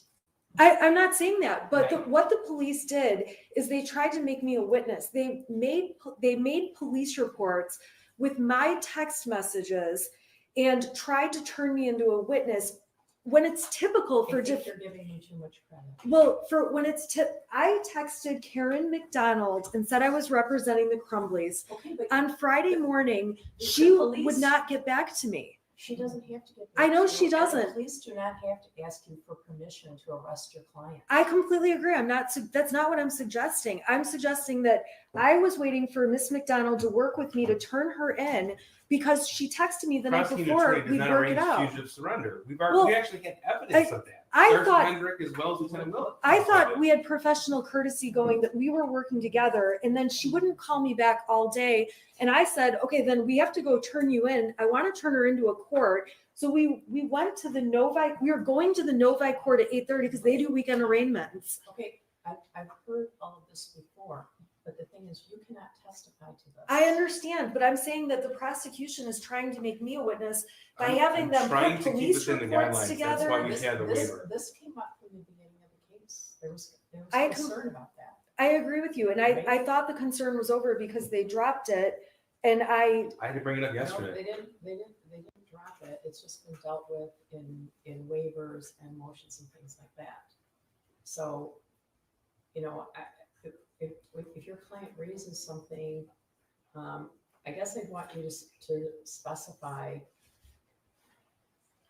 whether it's in a filing exactly what you're saying or exactly what you want to admit, because I think that we're, treading on difficult ground that Judge- we've been treading on since the case started. We signed a waiver specifically for this. It was not for March this. of 2022, that paragraph 13 of that waiver, the defendant will not be able to use, and actually the court on the record said, Ms. Smith, you understand that flight is issue, and an issue in this case, the court remembers, but it was early on in this case. Your That's why we Honor- have the waiver. Okay, Could the I court- can't interrupt. I'm sorry. We can't interrupt each other. So I guess tell me what you are specifically requesting. So we need, The chronology Because she says she was asleep when the police are hitting the door or whatever it is. Yes, it goes into all of that.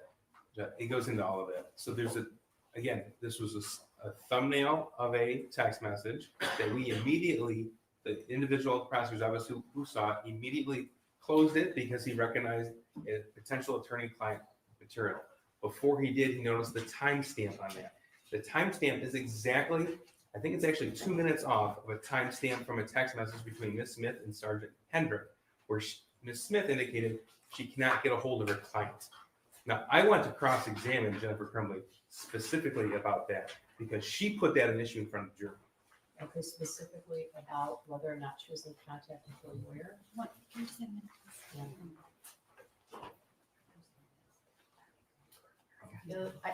I guess one of the problems is you can't use your shield as a sword. That's a problem. Your Honor, I'm suggesting that if my client opened the door to that in any way, that you instruct the jury they're not to consider it and strike that testimony. We did not intend to open that door. I don't even remember, and I don't even know what that text message is. I saw that. I obviously responded to their filings. I have no memory of that text or this timing. So, Okay, what does that have to do with anything? well, I'm just saying that I would just say that this should just be instructed to be inadmissible and tell the jury to absolutely ignore any testimony about any communications with the attorney. The waiver, the defendant signed the waiver, defense counsel signed the waiver. It's, again, sword and shield, Judge. This is exactly what counsel is doing. And we can have someone from computer crimes extract any conversations, communications between the defendant and her attorney. The court can review it in camera. Okay, I think that you're specifically trying to impeach her statement that I did not talk to my lawyer that night. I'm trying to remember the exact statement. Well, the timing of when she was awake, when she sent the message, the fact that she indicated that she was asleep, the method in which she indicated how she fell asleep, and with the assistance of 4 Xanax. It's important to explore those particular details, Judge. The timing is crucial. Okay, well, I might allow you to ask the question. You said you were asleep at 11 o'clock because you took 4 Xanax. I might allow you to ask, isn't it true that you texted your attorney at 11:03 or whatever it is? I might let you ask that. But the thought that you want me to do an in-camera review of every communication between Mrs. Crumbley and an attorney that could potentially breach the attorney-client privilege, I'd be satisfied with just that timing, that message, Judge. okay, well, I guess I'm gonna invite you. I feel like every night you're getting a homework assignment. Of course, I have my own homework assignment. But if you would like to send me a case, do a short memo, anything like that, that you'd like me to read at 4 o'clock in the morning when I should be sleeping, Judge, that's what I'll do. the issue is that Jennifer Crumbley testified that she did what she did because her lawyer told her to. That's the crux of it. And there's evidence to the contrary. And I want that evidence to be admitted. Okay, are you specifically, okay, those are 2 different things though. Are you specifically talking about the text that we dealt with last week? Or are you talking about other communication that was dealt with previously? I think last week is the one we're referring to, Judge. That's Okay, all right. the motion that was filed. Okay. There's also text messages from Ms. Smith to an officer. There's no privilege there. There's no privilege. Correct. So that's naturally going to be part of cross-examination. Okay. But specifically right now, I want the court to review that. And we're asking permission to cross-examine on that, Judge. Okay, well, I think I'm gonna have someone from my staff go back and see what the specific statement was about that. That's for starters. And additionally, if you would like to give me any law on the issue, I don't know if there's any law beyond what we read last week, but Well, that's why the waiver. yeah, the waiver. Well, I might be inclined to ask her, to let you ask, isn't it true that, did you testify that you were sleeping at 11:03? Yes. Isn't it true that you texted your lawyer at that time? I may allow me to do that. Anything else? I don't think so, I'm going Judge. to have someone from my staff review the record and determine exactly what was said. I think that's important. It was in March of 2022 on the hearing we had. Or you took the waiver, it is, and the initial Well, waiver. I'm sure I have the waiver. Yeah, I have all those waivers. I'm familiar with the waiver, but what, to review the record to see exactly what Mr. Crumbley said that, a quote from her. Okay. I'm trying to be careful. Anything else? I don't think so, Judge. No, Your Honor, thank you. I will email the prosecution tonight, who I plan to call. All right. Thank you. Have a good evening. Thank you, Judge. All right.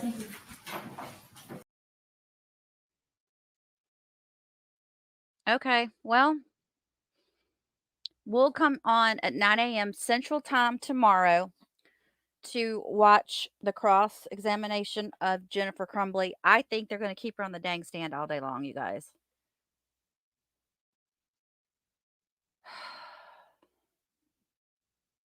What do y'all think? One more day of listening to Shannon? Ugh. Actually be on the stand all day. Yeah. They're going to write. They are going to be so hard on her tomorrow. There's good and not just that. It's not going to be just what they're going to do.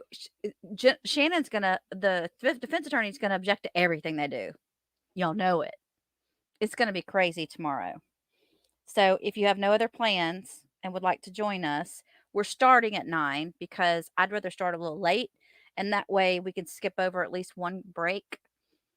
And we'll probably still have to take a lunch break. I don't know. Maybe we can skip through the lunch break and save ourselves some time. You bet her lawyer was a bully in school. I think she was probably one of those mean girls. I don't know. I don't know. I'm with Barb on it because Barb said she was like a prom queen. Yeah, Barb calls Shannon the prom queen, and she says that the prosecution are the quarterback and the cheerleader. Yeah, it does kind of seem that way, doesn't it? But you know what I find odd is that, like, I swear it's almost like they bully Shannon because they know they can. They know they can push her buttons because she's so easy to do that with. Hang on, I gotta clear my voice. I'm still having COVID overlap, like still not coughing, but like getting scratchy throat and stuff. JPC, I'm gonna put that up. JPC says she was a whiny ass in school too.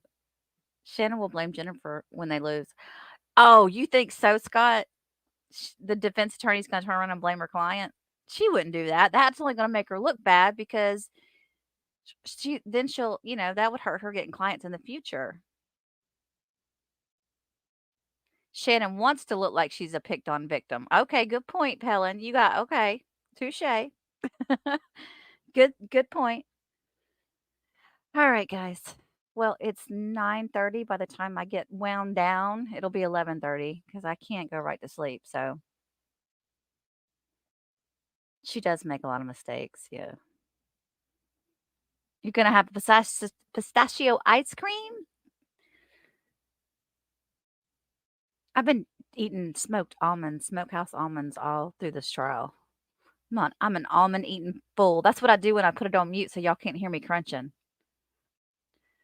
All right, I'll see you guys in the morning. Y'all be good. Sleep well. Until we meet again. Night, night.